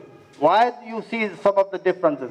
It is attitude and the development that have taken place over a period of time. Next, please. So when we analyze the conduct of the people from the rich and the developed countries, it has been observed that a majority abide by the principles of life that follow. Next. Now, these are the principles. And I, for one, last night I had a chat on the dinner table, and I actually narrated few points from my own life history. All these things are reflected there. And we are tuned to be blaming others, but never look inside ourselves as to, do I really follow the ethics? And do I take them as my basic principle? Do I say no at any stage? If the boss asks me to do something wrong to get some benefit to him or his family, do I do it? Or do I have the courage to say no? And it's not one person. The integrity, how, we also talked about in the research project that your credibility and integrity has to be established, and once it is known, then only the name of that person, when the agency sees that, okay, this is a project from such and such professor. Oh, we know how, thoughtful she is or he is. Responsibility, the respect for laws and regulations. You see, when we go to the Western world, we follow all those laws. But when we come back, even those people who are working there, when they come back, they try to just bulldoze everything because they think they are perhaps superior persons. And the respect from majority of citizens by right, the love for work. Now work, sir, you said that workers should not be forced to do things. Now if you got a job, why should somebody be forcing you to do work? You go to China and see that nobody is supervising them, but they are working so hard, and it's a record that a huge building like this, they can finish by all means within 6 months. They work with dedication. So why should a supervisor be, policing? And this is, for me, it is absolutely nonsense, a ridiculous concept that you get people do things by policing or by forcing. I think instead of that, we should invest in education of people in terms of ethics, in terms of their responsibility as citizens of a country which has given them the identity. When you go out of country, you are a Kenyan, no matter which county you came from. And then this planning within yourself, the effort to save and invest, and to be productive, and of course punctuality. Now punctuality not only for the class, but when you have an appointment, the time is such commodity. I think the most precious commodity. The time that has passed today, it will never come back again. And therefore, value the time and be punctual. Next. And in the poor countries, a small minority only follow these basic principles in their daily lives. Now, I come from a country, I don't think I have done great wonders, but yet, so it happens. I mean, why I like this presentation to be shared with others is because I really subscribe to all those things. And I try to do that wherever I am. And that has always, supported my plans. Next, please. So we are not poor because we lack natural resources or because nature was cruel towards us. Many people say that why we have all this. The other day I mentioned that if you have disasters, particularly natural disasters, I think God Almighty is trying to teach you something new, how to tackle that, how to prepare for that. I mean, people have been talking about mitigation of climate change. I think you adapt to that, you prepare that, and Japan, for example, in 2011, there was a tsunami, there was an earthquake. I think only 4 people died, although lesser earthquake we had in Pakistan in 2005, and over 40,000 people had died. Reason? Being resilient, being prepared, being educated, and across the board, even the children know there that if there is earthquake, what to do. And here, the other day it was raining, and I saw people in the petrol station or somewhere just waiting under the shed. It's going to stop, then I'll go. Well, you should, time is most precious commodity. You should be prepared how to move in rain. Of course, there are things that government will do, like having alternate routes and so on, but yet it's your own personal planning as well. Next. So we are poor because we lack attitude. We lack the will to follow and teach these principles of working of rich and developed societies. You don't analyze. Must analyze. We must analyze why better person, the developed countries have been developed. If you look at the history, and particularly Islamic history, starting from the Prophet of Islam in the 7th century AD, from 8th century up to 13th century or 14th century. In fact, great development of science, education, technology. The Ottoman Empire, the Safavid Empire, those periods, they are called the so-called Golden Age of Islam. And Europe only saw light in 16th century. But what happened? That also needs to be analyzed. And on the same account, I think Africa needs to look back as well. So it's really the lack of will to follow and to teach these principles of working of rich and developed countries and developed society. Next, please. So we are in the state because we want to take advantage over everything and everyone. And please ponder over this. Think back that did you try to facilitate others or did you try to take advantage for your own self? And we are in the state because we see something done wrong and say, let it be, because it's not my job. Why to bother? It's none of my business. It's somebody else. I mean, I go in some countries like Iran, for example, which outside world thinks Iran is very conservative, they are ridiculous and they are fools. But you see, it's so neat and clean, and that's why this campus also impressed me. That is very clean and green. In Iran, it's not that the cleaners are very efficient, but actually people are so wise that they don't throw litter, on roads or anywhere. If they are traveling, they just carry with them. And they take their trash home. So we should have what you call the spirited memory and the attitude. Only then will we be able to change our present state. Otherwise, we remain poor.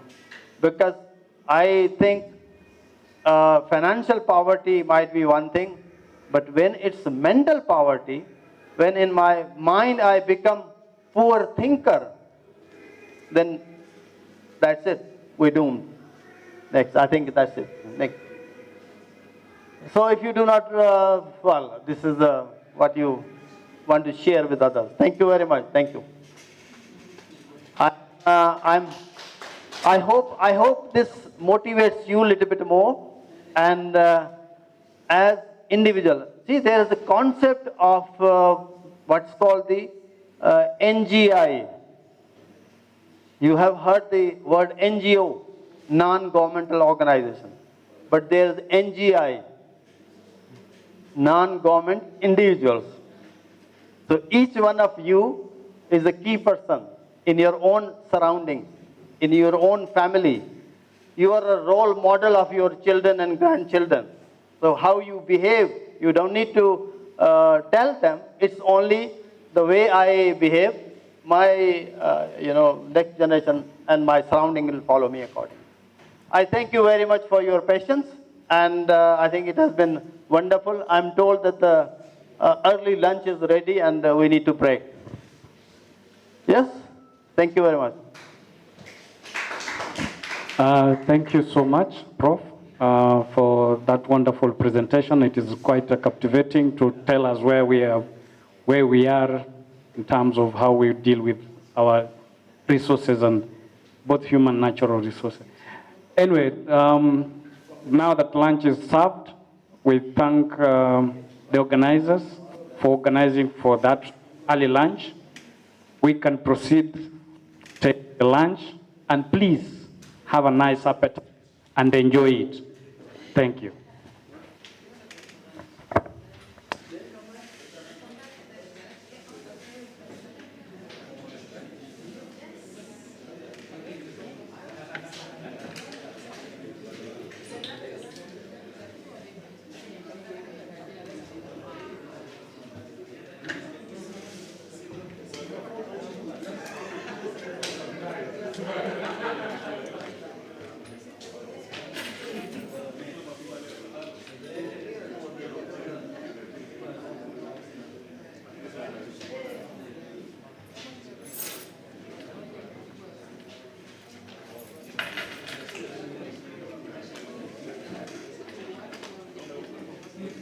Ladies and gentlemen, there's a reason why we have to go for lunch and come back. We are waiting for the NRF person. He's already here. Okay, then we are being advised that we can go for lunch for 20 minutes and then come back quickly. By that time, the NRF person will have come. So that's why we have to do that.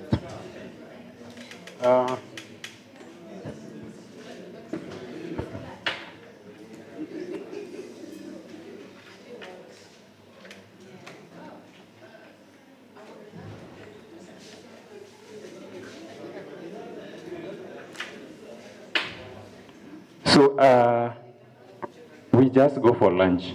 Let's take the shortest time possible because the guest is already here with us. So if we are able to take in less than 30 minutes, then we'll be good to go. So let's go, kindly. Lunch, yeah. Lunch is ready, served downstairs, where we normally take our lunch.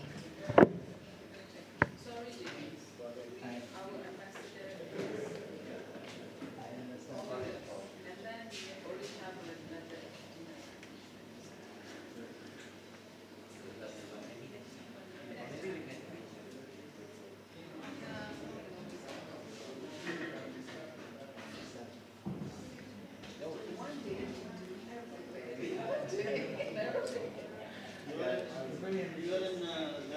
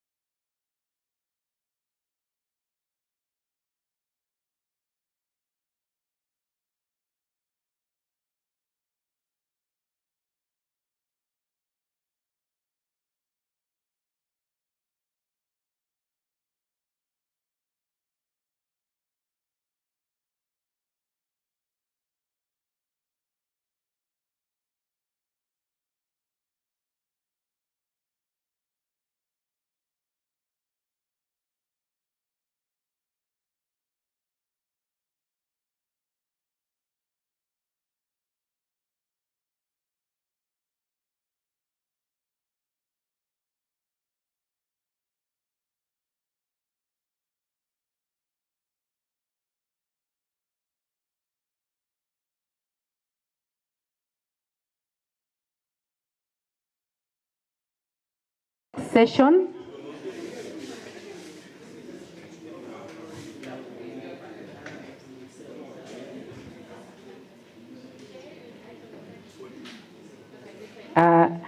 Good afternoon.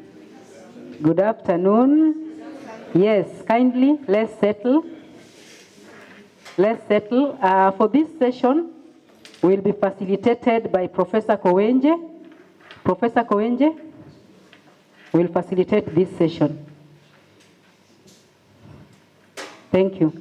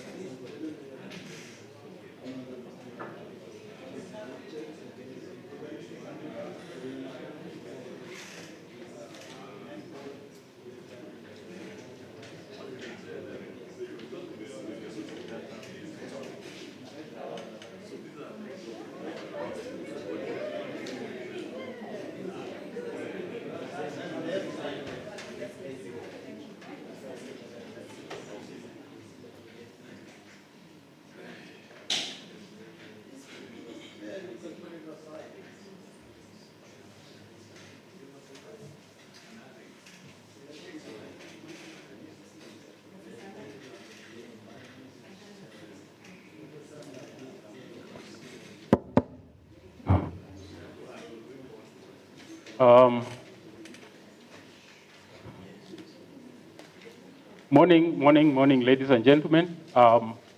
We are at the tail end of our 4 days here. We want to close. And I would want to then welcome the DVC for Murang'a. She has once more come to grace our occasion in closing. You remember she was here when we were opening. And also the CEO of NRF Kenya, Professor Dickson Andala, has also graced our occasion. And sometimes we clap. Please, let's clap to welcome them.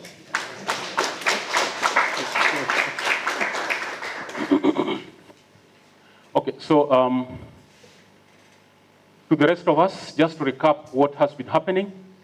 This was a training workshop on regional workshop on research networking and proposal writing. The history is long, I'm not going to that. So the committee members just stand up for just the committee members, those who are organizing committee. Please just stand up, you just wave. Okay, I believe you have known them. If you don't know them, we'll come back to that later.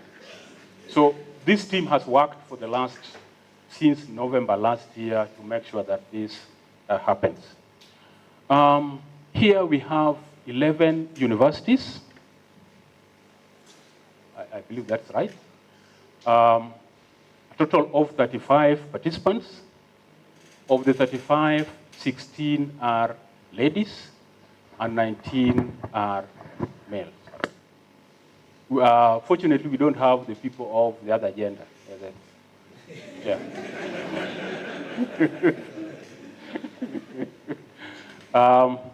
With that, I would want us just to basically have a word from one of the trainees to recap it, and please just 1 minute.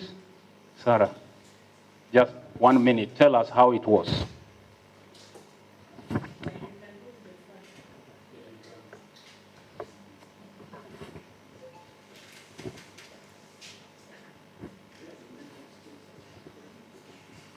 Good afternoon. Yes, my name is Sarah Mutua. I come from the Technical University of Kenya, and to the DVC, to facilitators from Pakistan, from Malaysia, we want to do training. We have learned together. We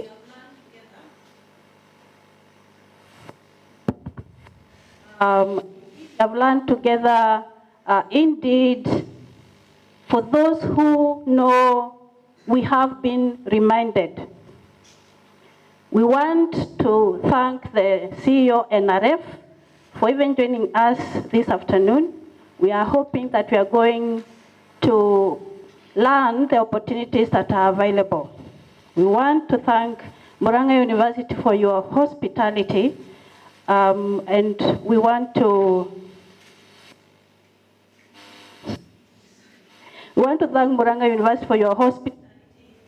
We really say thank you, and we welcome our Malaysian facilitators, financial facilitators to Kenya again, and we welcome you again for the opportunities. Thank you.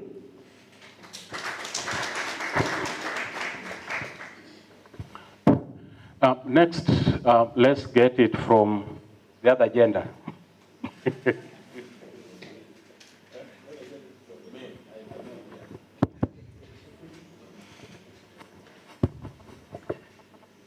Thank you, and all protocols observed.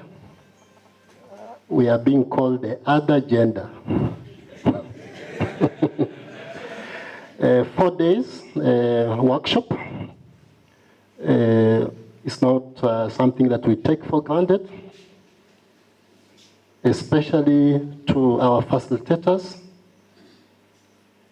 who have not only the experience, but have also the hands-on, where we were taught that skills, of course, are enhanced by practice. To my colleagues from the 11 universities, I think the major win is the networking, the research consortium that actually we are going to come up with.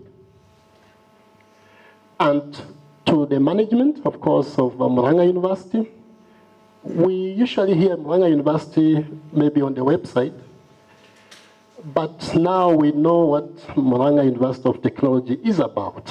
We have actually gone to your labs, and some of us are challenged what actually Murang'a University is.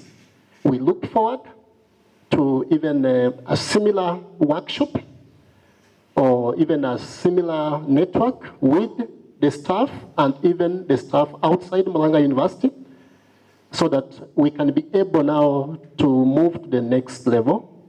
So on behalf of the trainees, I want to take this chance to say thank you a lot.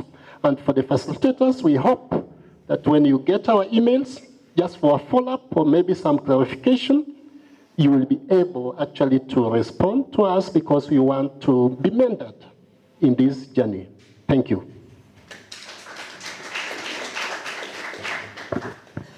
Thank you. So once more, ladies and gentlemen, at the beginning, we said that for such an occasion to happen, we must be facilitated. So we are saying a big thank you, and when I pronounce the name of the sponsor, please just one clap, okay? Just one big clap.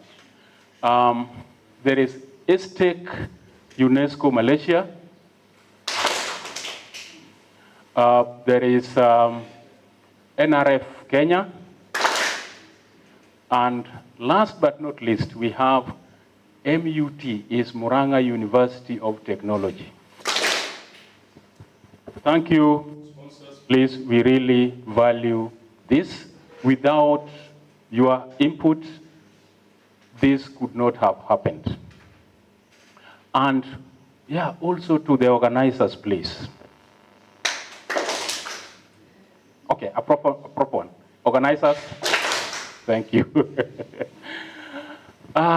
With that, I would want to invite the member of board of ESTEC. Now he is not a trainer. Please note that, okay? Now he's a member of board of ESTEC to talk on behalf of ESTEC UNESCO. Please, Professor Manzo.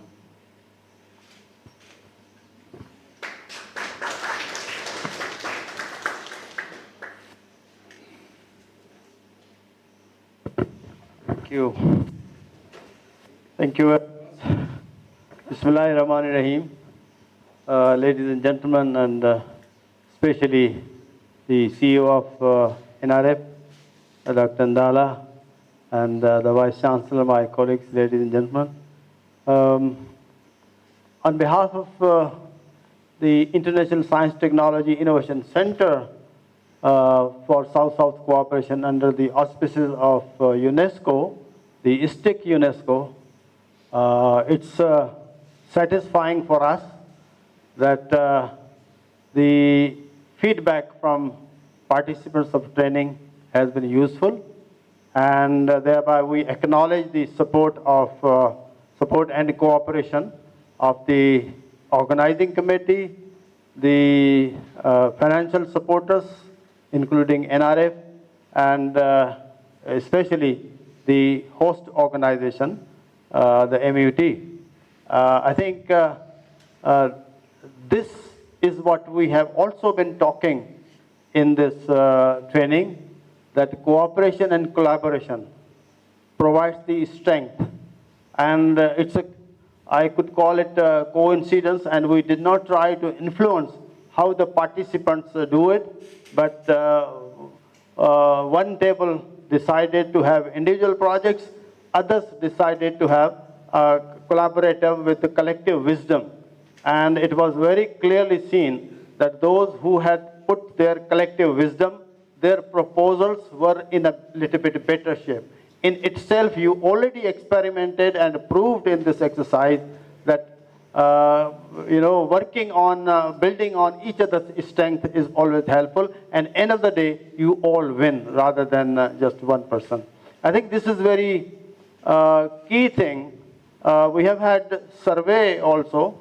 Dr. Ndala, for you, I think most of the participants, well, all have been courteous to say that it has been good, but many have also some suggestions.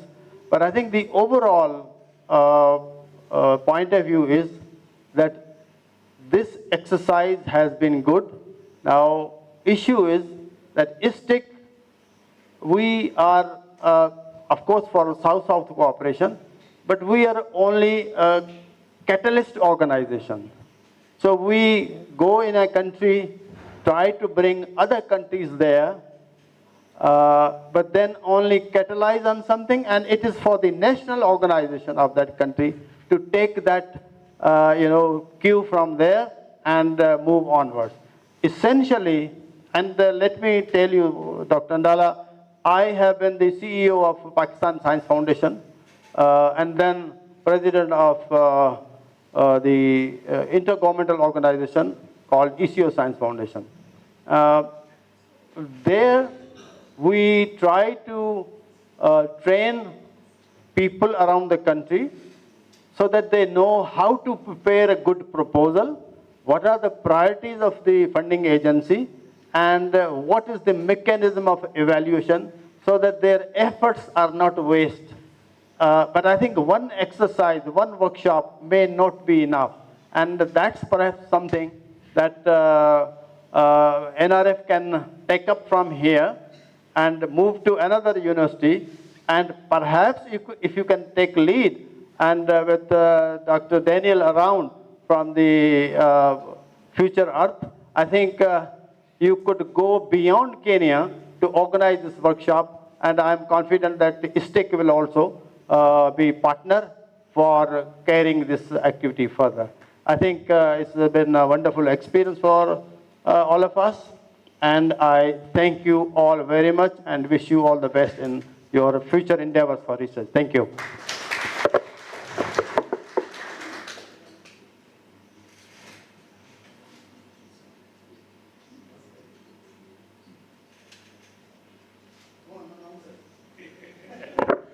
Okay, just for the sake of time, I've detained him here. He's under detention. Why don't you actually ask others to say, and or the certificate together, and then yeah, they will come. They will come. Yeah. So we will give participants certificates. I've requested him to hand over the first batch. Probably bring around 5 of them. The first 5. Yes, please. Any?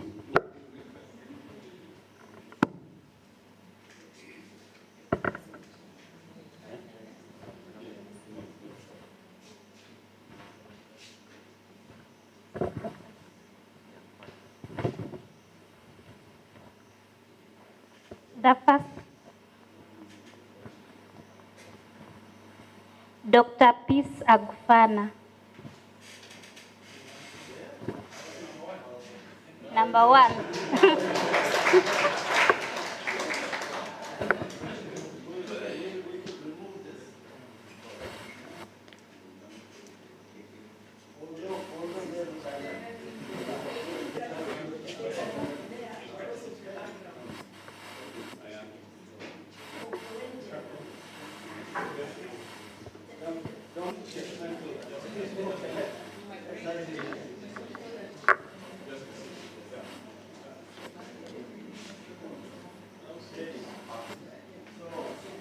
Well done.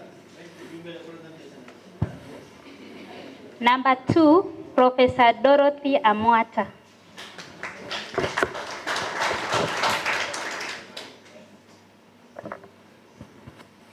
What the players to present you the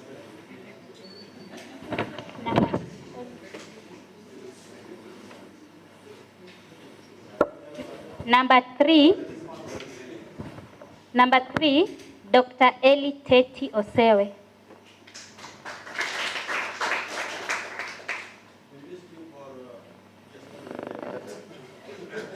Then, Charles. Number 4, Dr. Dennis Charles Otieno.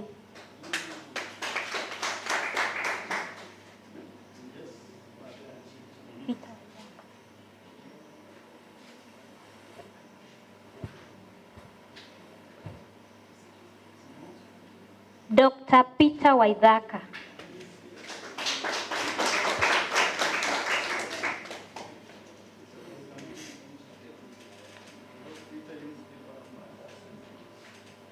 Number 6, Professor Ray Mtinda.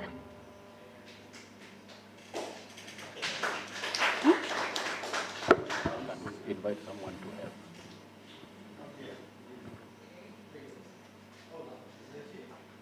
Oh, he's not in? Okay. So thank you so much. Daniel, would you come and issue the next batch of 5, please? Thank you. Okay, please, the next lot.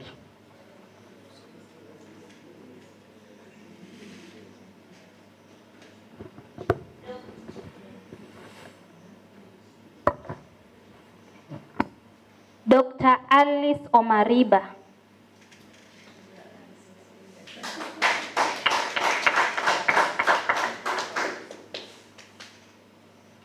Dr. John Dia. Dr. Teresia Kialo. Dr. Alice Theuri. Dr. Makwaita Gichaia.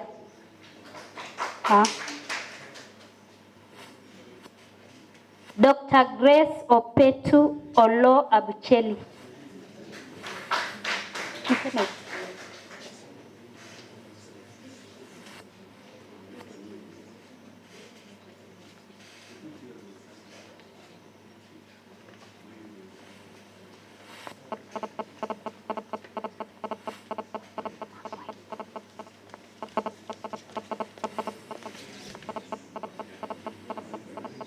Dr. Dennis Mtama Masika.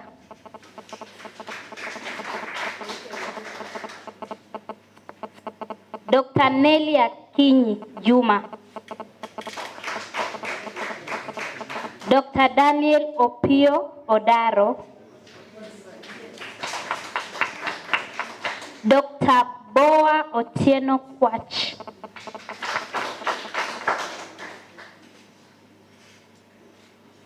Professor Crispin Kowenje.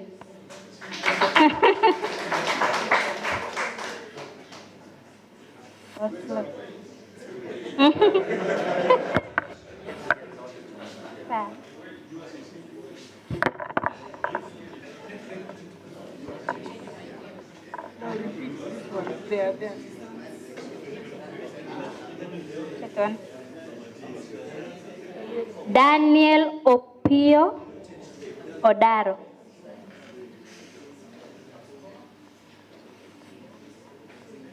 Dr. Boa Otieno Kwach.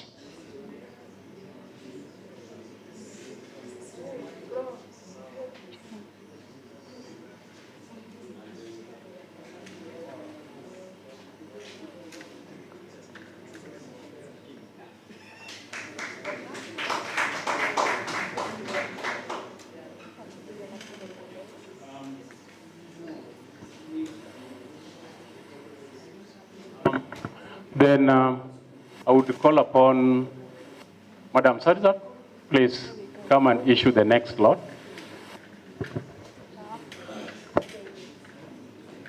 Dr. Mark Waita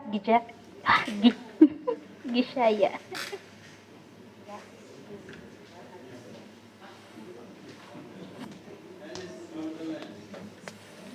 Amesema kwanza. Miss Sarah Mbithe Mtua. Miss Sarah Mbithe Mtua.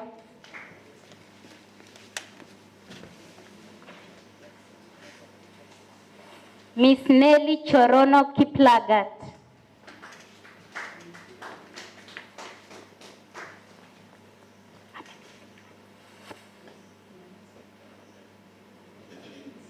Eli Okewe Ajigo.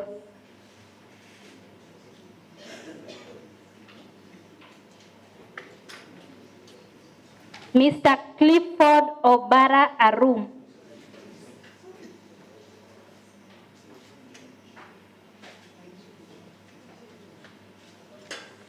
Dr. George Okwadha.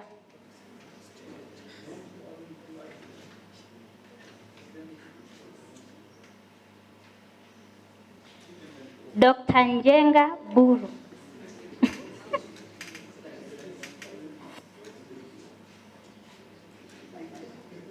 Ayenda Kemto Caroline.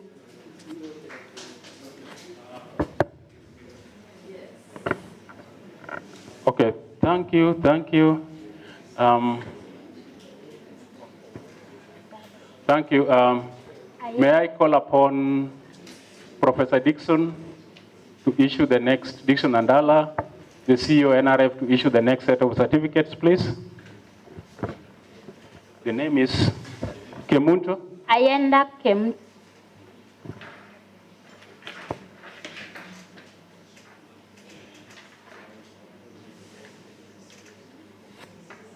Mr. Jacob Wabwile. Yeah.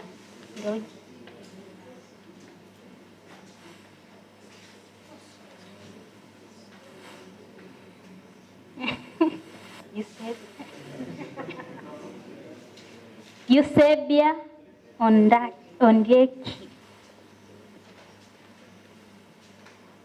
Dr. David Wafula Wekesa.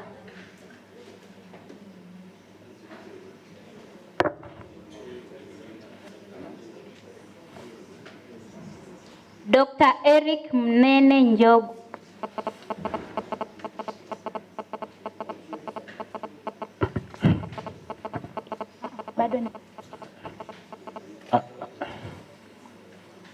And with that, we thank the CEO. Please, thank you for gracing our occasion. Now, please join me in welcoming the host, the DVC, Madam Toitowek.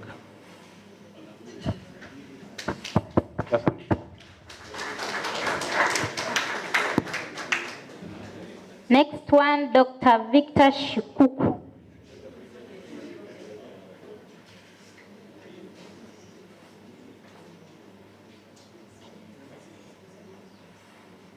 Dr. Florence Waiderero Kariuki.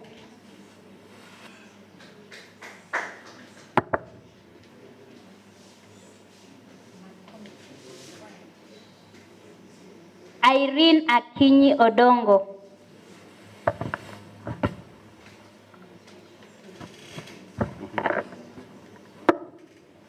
Who will give? Okay.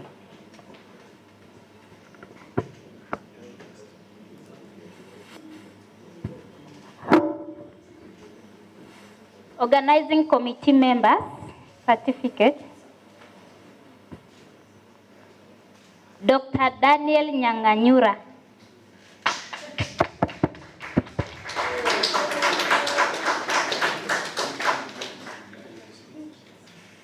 Sharizad Teku Dalan.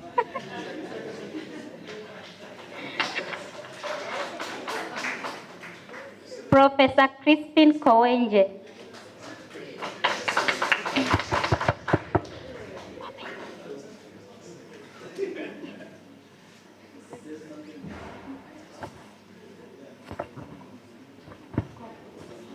Professor Dorothy Amwata.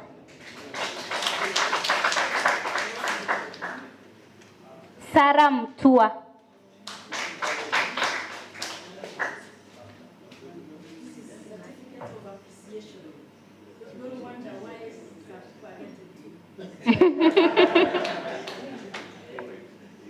Dr. Dennis Otieno.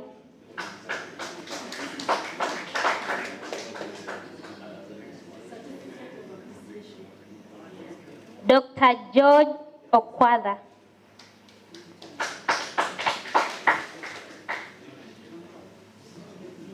Dr. Eli Teti Osewe.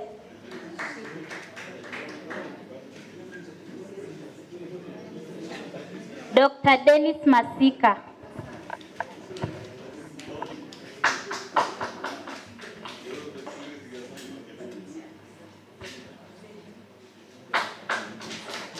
Hazman Al-Hafiz Hazal.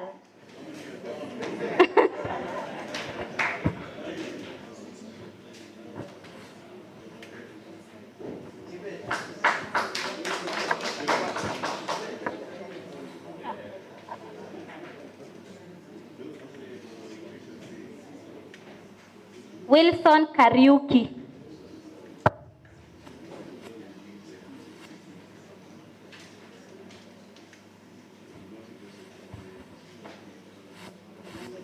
Eliud Kibet Bitok.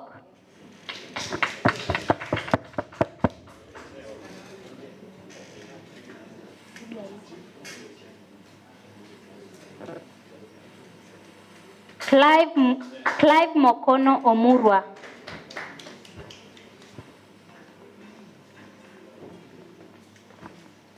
Kelvin Mtunga Katonyi.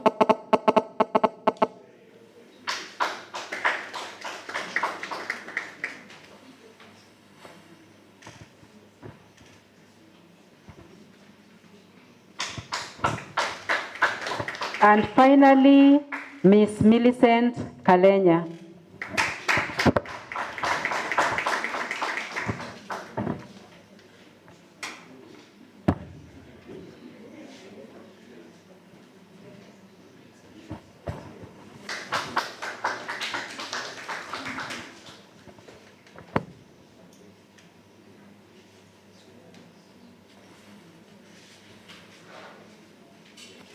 So, ladies and gentlemen, we are coming to a stage where now we give chance to our host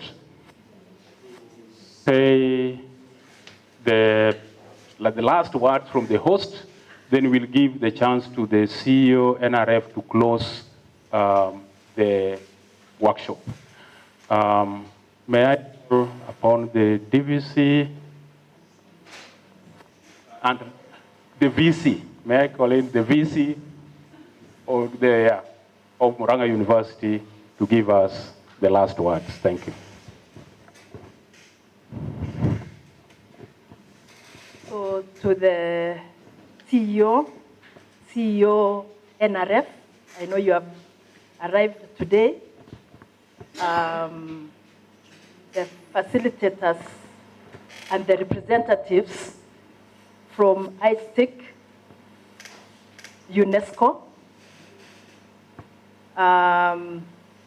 our facilitator also from Future Earth Africa Hub, Leadership Center and Rhodes University, Dr. Nyura, and the participants from the universities, the 11 universities.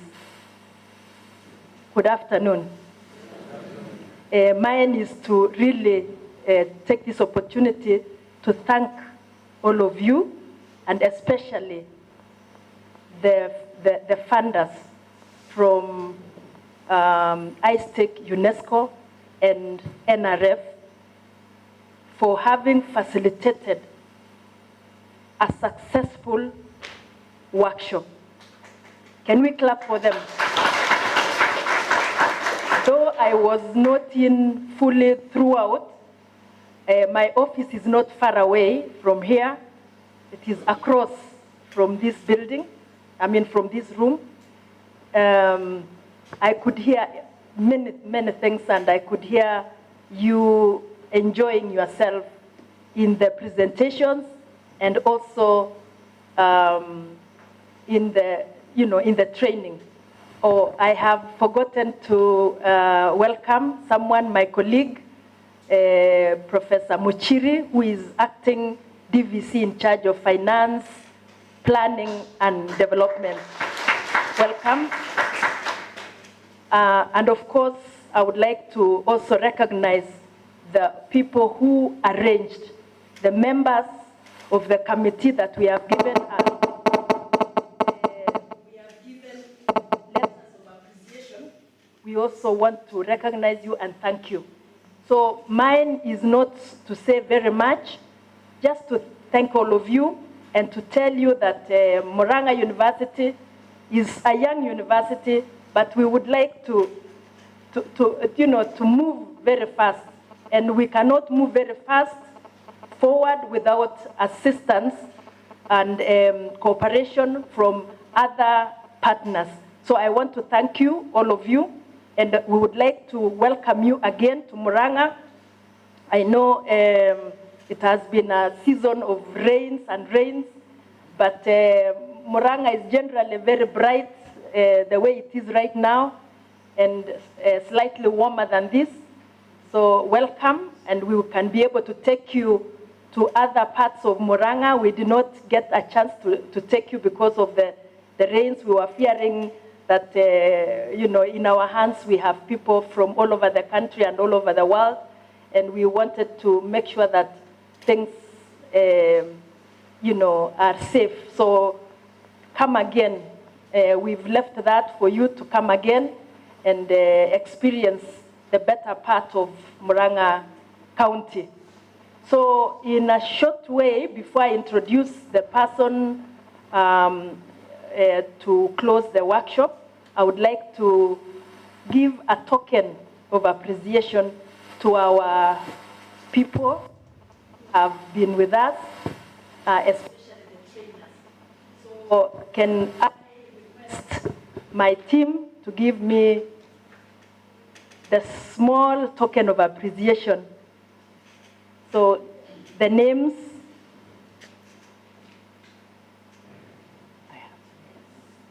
can I start with Professor Dr.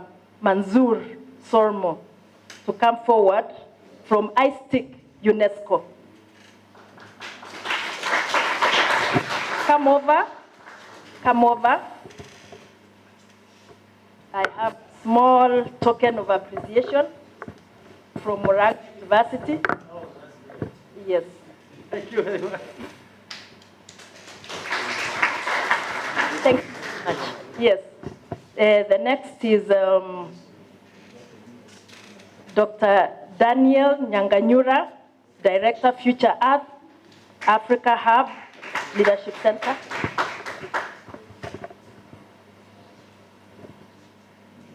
Thank you very much.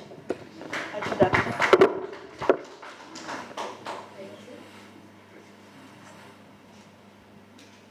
Next is our facilitators.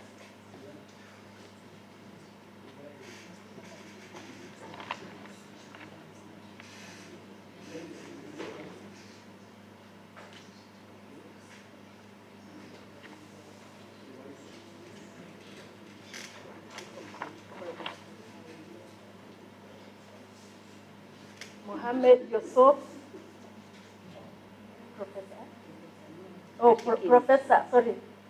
Professor Dr. Noor Ashikin Binti Mohammed Yusuf.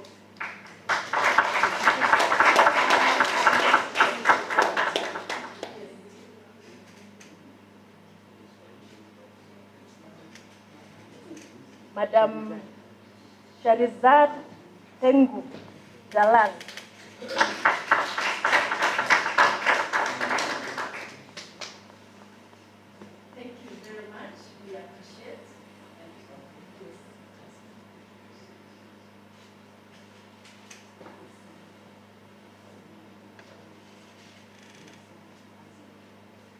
Hazal, Mr. Hazal Azman, Allah Viz Hazal. Nice to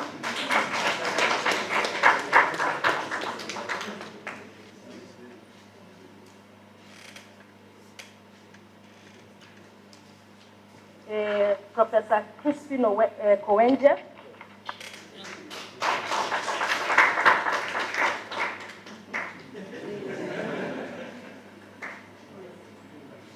And then, so I would want then to welcome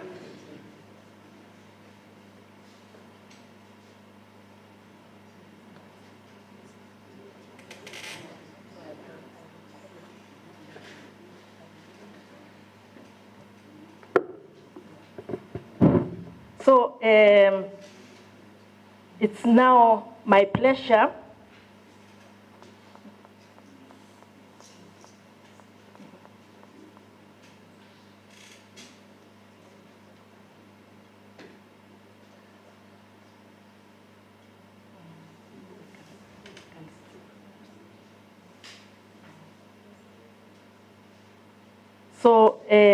I will call Professor Andala to come and give his remarks after this.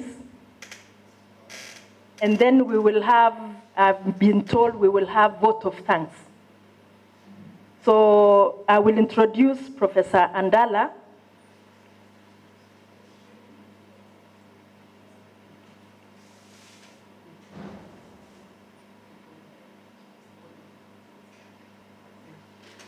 So a bit of consultation here. So thank you very much. Really, mine is not to say very much, not only to thank you for having come for this workshop and to just say that hopefully whatever you have learned is not going to end here. I hope from here the collaborations, the partnerships, and networking can continue as per what you have said here in this, in your workshop. Networking, research networking, and proposal writing. We would like to hear that we have won some good funding from what you have been taught here and the networking that you have had. So I was asking the colleagues who came to my office, is there a proposal that has come out? And I'm told, yes, there are proposals which were presented and they are going to continue. Of course, you cannot write a proposal in one day. You will continue collaborating and coming out with something that we can say that it has come from this workshop. So mine is to just encourage you that way. Some of us have reached where we have reached because of the collaborations we have had with other people from other universities and other multi-sectoral research. I can tell you for sure, for me, I had a team. We had a team. I had someone from Makerere University. I had someone from Sokoine University, some people from University of Dar es Salaam, and some from Kenyan universities. We sat together in a meeting, such as probably not like it's a smaller meeting, and we wrote a proposal that won the Lake Victoria research funding. That we did research in Uganda, Tanzania, Kenya. And we were able to come out with products that later on, we were able to present, even to have students graduate from them. And we have students who have moved on and even became professors in their own universities. So keep on working together. And this is what really should come out from this workshop. So on behalf of the university, I want to wish you well as you travel. Be careful because we have what we call El Nino in Kenya. Don't cross masses of water as you travel, because this is dangerous. I think you have been seeing them in social media. Some people want to show that they can drive very well, and then they end up in a ditch and even in fatalities. So mine is to just to say, drive safely and move, make sure that you are okay, you are safe. So I would like now to introduce one of our funders, our major stakeholder also, because NRF has really touched the lives of researchers all over the country. I'm told they will have a conference celebrating the 10 years in August. We will participate and tell you what has come out of your support. Us as a university, we've been supported with, we had three research proposals which were funded. One for youth in agriculture, and another one for in terms of water. It's called water what? Wetlands. And then another one was to fund imaging laboratory. I hope you have had an opportunity to see our laboratory, and we will need collaboration from all of you, the 10 universities and other universities. It will be open for you to use. So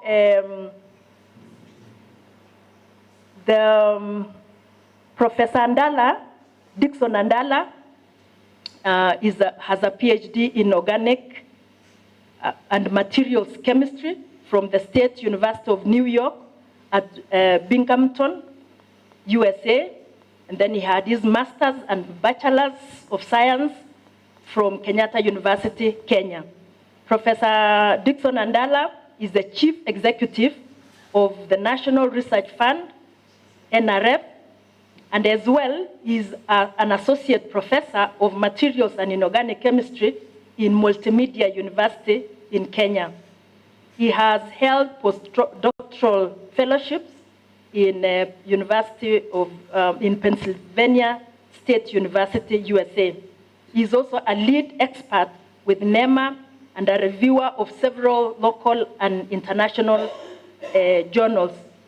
So Professor Andala has served in various senior leadership management positions, including being a director of the Kenya Nuclear Regulatory Authority, African Materials Research Society, and executive committee member to Africa Crystallographic Association, and also has been a chairman of Department of Chemistry. So he has really grown in the system. And now I would like to welcome him. I give him our token of appreciation and then request him to give the closing remarks for this workshop. Thank you.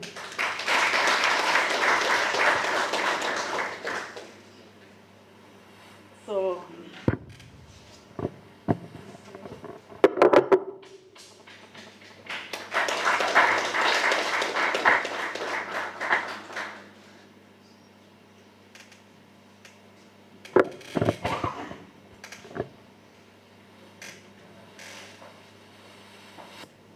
good afternoon. Yeah, the Vice Chancellor, Professor Tuitiok. We've got the fellow DVCs present, our ISTEC partners, the universities presented here today. I want to first of all start by thanking you for having organized such a great event. And this is part of our mandate as NRF. Briefly about NRF. NRF is a state corporation in Kenya, and our mandate is to mobilize resources, manage and fund research in all sectors of our economy. And as you've seen, Murang'a University of Technology has been a beneficiary. Other universities represented here have also been beneficiaries. And what you are doing, it lies well with what we do, which is our mandate, and to disseminate and build capacity in research. So about this conference, when we met with Professor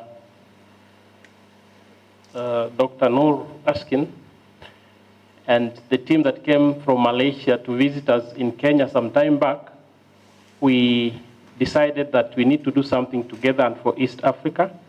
And for that matter, Professor Kowenje was brought on board, and I'm happy that it has come to fruition.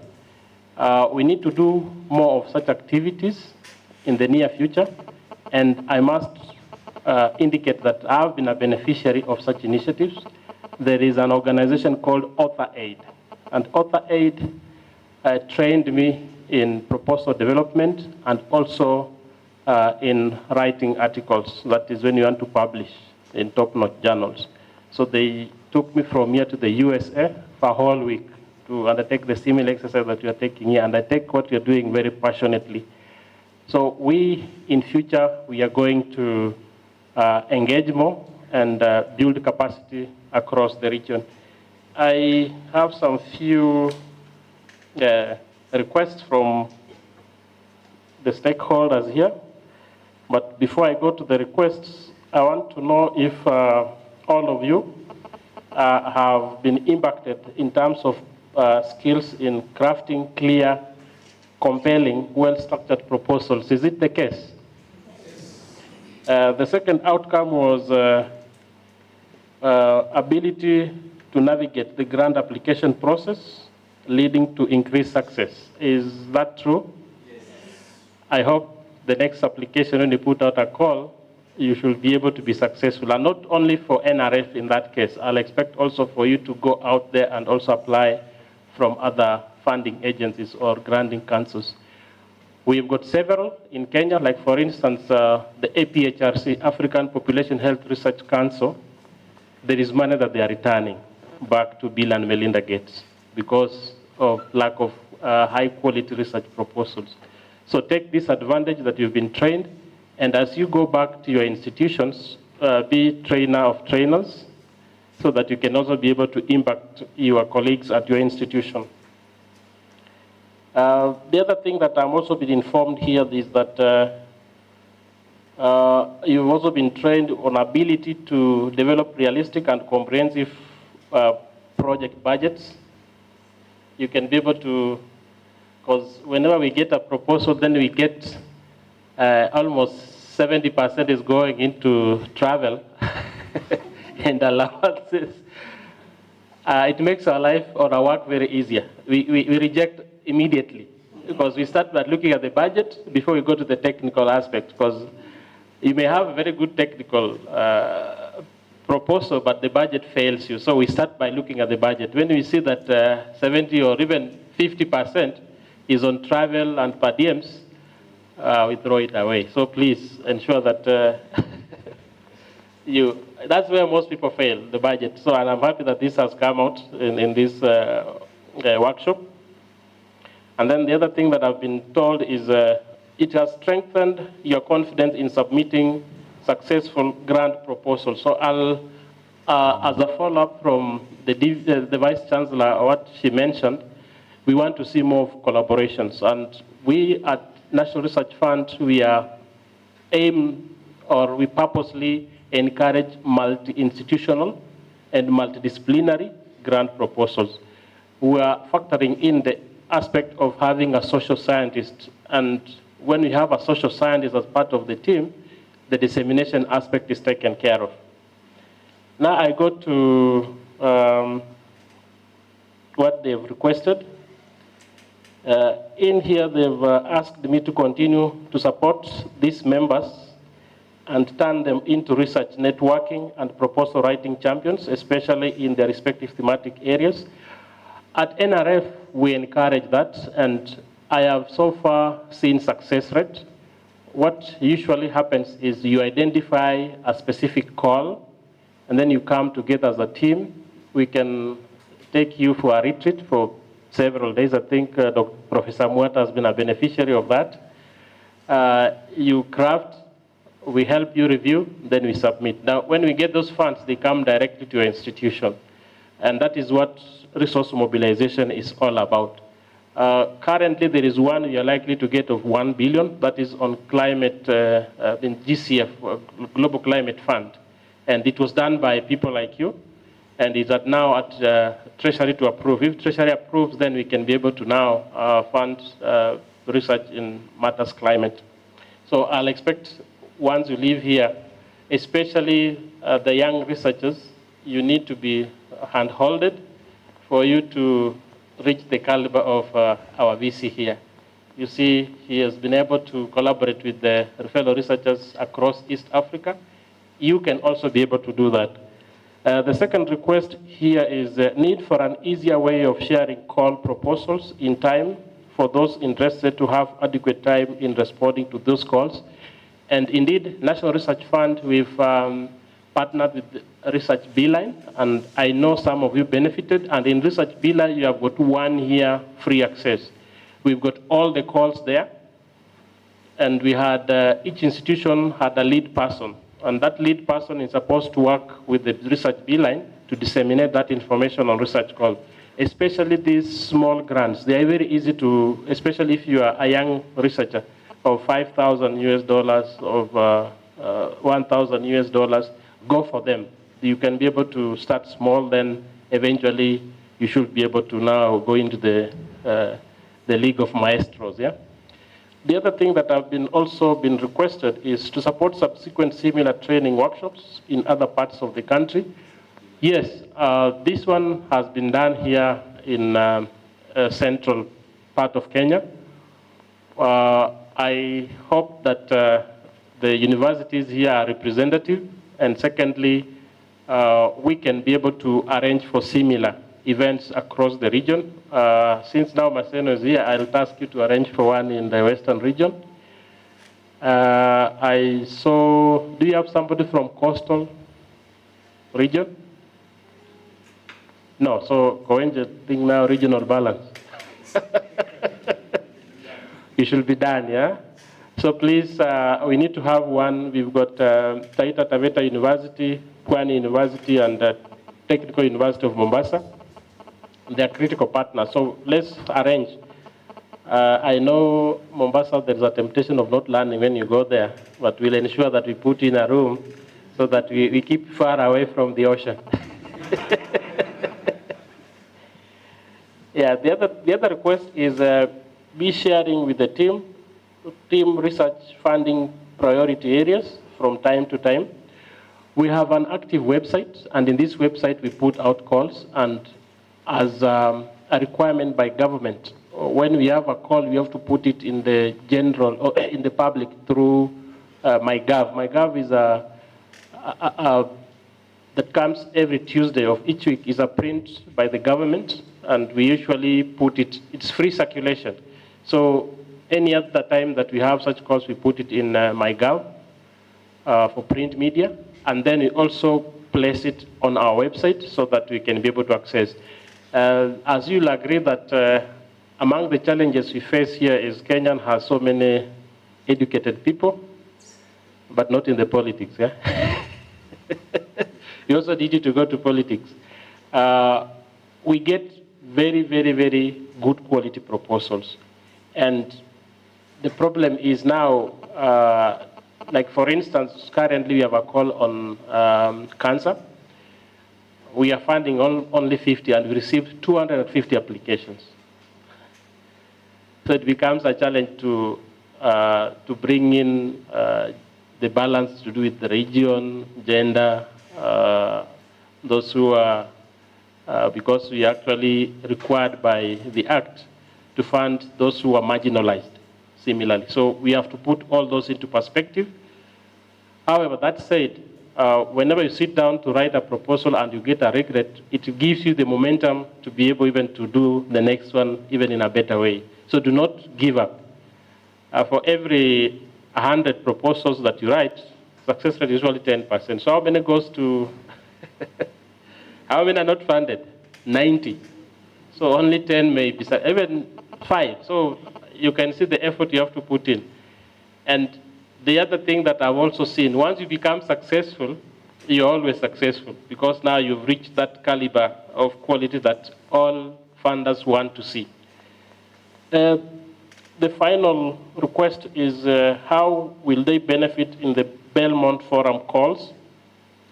The Belmont Forum call is going to be published on the 24th of May this year.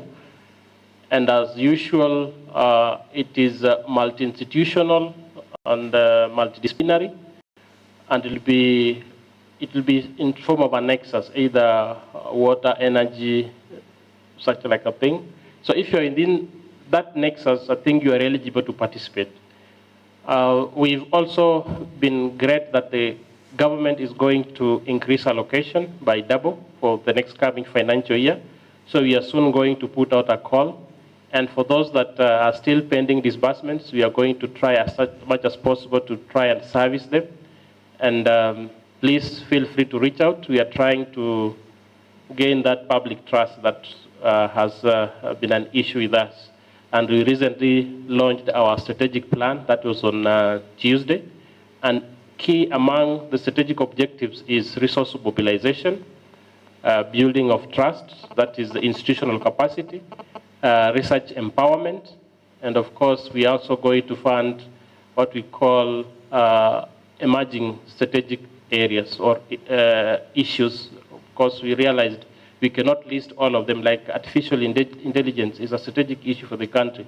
It's something that we should also continue funding. And another thing that we're also doing, we are having a hackathon. I hope students in these institutions have fully applied. You have ICT courses. Yes, we issued a call on hackathon, which is the closing is tomorrow. And then they go to a pre-hackathon for 2 days, or then for 1 day. And then the main hackathon is happening between 6 and 7. It's a 24-hour event, whereby the winner will get 600,000 Kenyan shillings, then with a laptop for the team that wins. And then we have the first and second runners up, 450 and 250,000, plus other categories of presents to be awarded. So this is purposely part of inclusivity because we've been funding seasoned researchers, but we also need to empower the youth. And the government is very keen on supporting the youth. And our entry point is the hackathon. We shall have many more others that we are going to fund so that we also inculcate research into our youth. The other thing that we are going to do as NRF, we are having a National Research Festival. And this National Research Festival is happening on the 19th to 23rd of August 2024. And this event, we are also purposeful. We'll be having around 200 high school exhibitions. And then all our research institutions and universities will also be showcasing what they do and also marketing their programs to students. We'll also be having other entities like HELB, University Fund, QUE, and the rest there to answer questions to students, even COSIPs to answer questions from students, and also shape their career pathways. We are not going to have it in a conference format. We want it to be more interactive so that kids in primary, high school, they can start liking science. It's a question of if we do not become proactive like those in the entertainment industry, we shall end up with all our children becoming DJs. And they run away from science. So please, let's support this initiative. And if you have children, please bring them to be able to participate. With those long remarks or many remarks, I want to finally indicate that I'm very delighted to have been invited to close this occasion. And secondly, Murang'a University hold a special place at NRF and receive greetings from my chairman, Professor Micheka. He's the one who launched your infrastructure project that we funded in this institution. Allow me also to thank the partners, and I also thank the funders, that is UNESCO and ISTIC. And UNESCO, ISTIC, I'm glad that there is one of our researchers at Masinde Muliro University of Science and Technology. he's been funded to go to India. There is a program that, natural products program that they are having in India.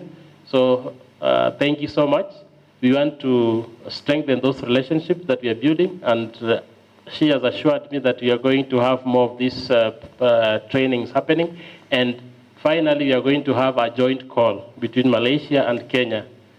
Can you clap? So I believe you'll be among the first beneficiaries when that call comes out.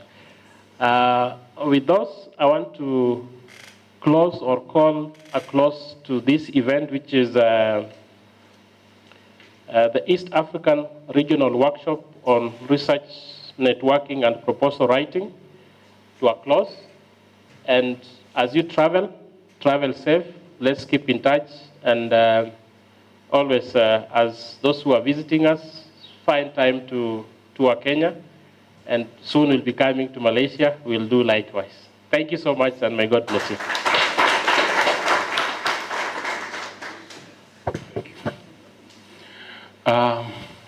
Closing prayers and oh.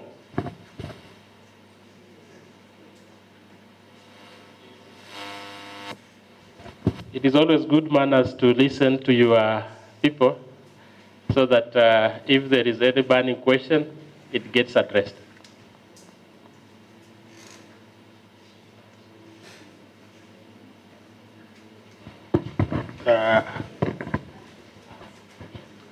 Thank you, Prof, for your enlightenment in some of the things that some of us may not know.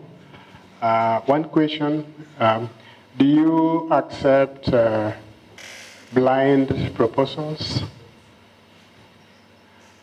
Secondly, I responded to one of your calls last year on leather.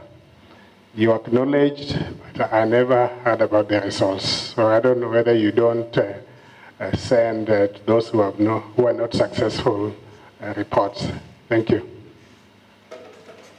Any other question? Maybe to start off these ones. Usually, because we are a government entity, we do not accept blind calls because of the issues to do with inclusivity and openness. And it has to be, because they'll ask me why fund so and so and leave out, because everybody will bring proposals, yeah? And of course, when we are budgeting, we've got line budgets for each specific research program. On the leather, yes, we received calls, we funded, and it was, that is go-to-market, whereby we needed the researchers to do value addition, more so to those communities that livestock farming. What we were tasked with was almost 90% of hides go to waste because of poor, what we call skinning, or removal of the hide from the cow. So we funded only 3, and we received so many. And for us not to to respond to everybody, and sometimes it discourages, we just put those who have been successful on the website. So those who are successful were placed on the website. Next time, I think we'll acknowledge, but you can imagine, like for the current call of 250, we only acknowledge you've received, and then we publish the same way they do with any other positions advertised. You have to place it in the on a public portal for everybody to see. Okay, so with that, I think thank you. It's good to listen to your stakeholders. Thanks. Okay, I've been informed there is some STEC wants to give a present to the NRF CEO. Yes, please.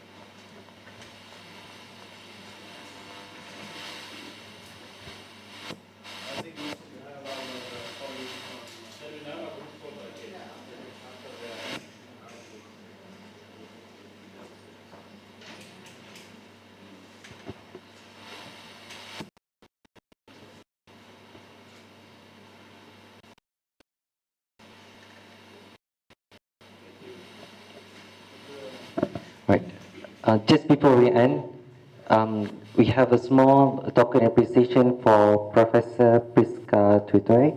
Yeah.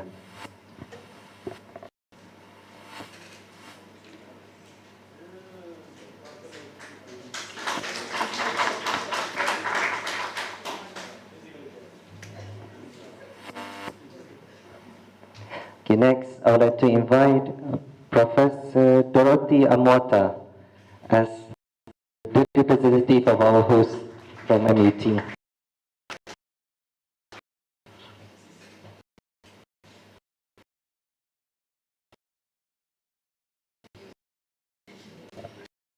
Last but not least, Professor Crispin Koenje.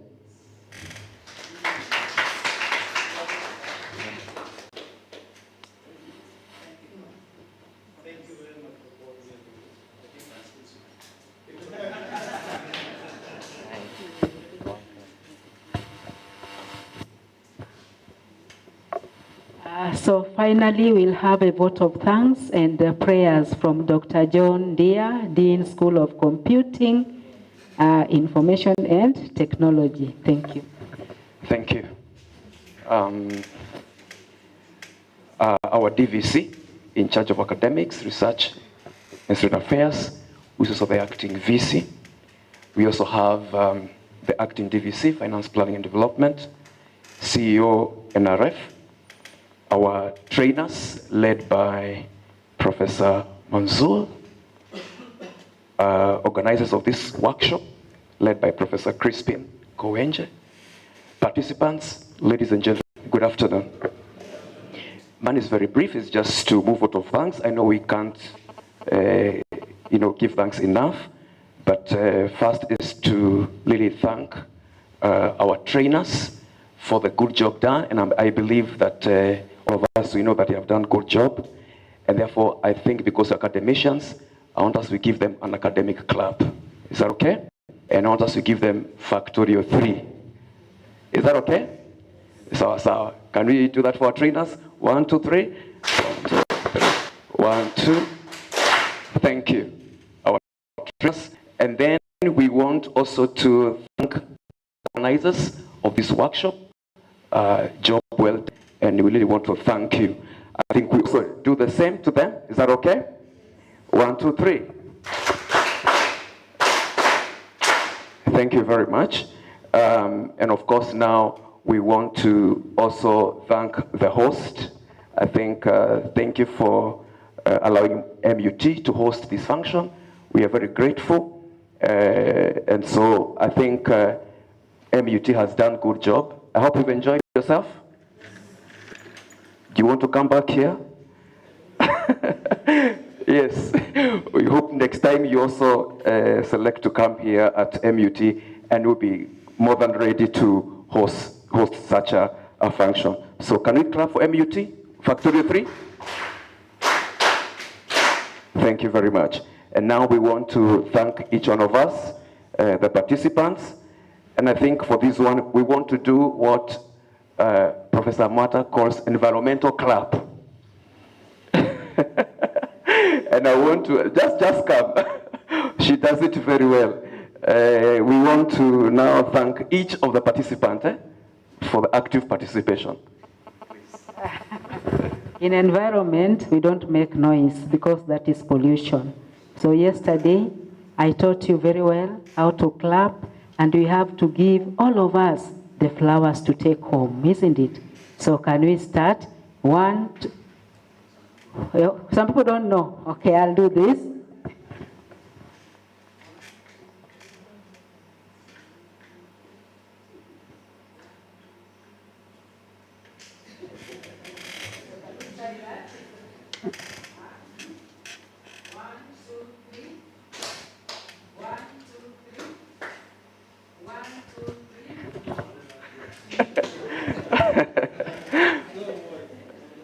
Thank you very much. I think that is the end of the moving of vote of thanks. And I want to kindly request us, we stand, we do a brief prayer as we end the workshop. Let's all of us arise and we make a prayer. Shall we pray? We thank you, Lord, this afternoon. You made it possible for us to gather here from Monday, and we are ending this workshop.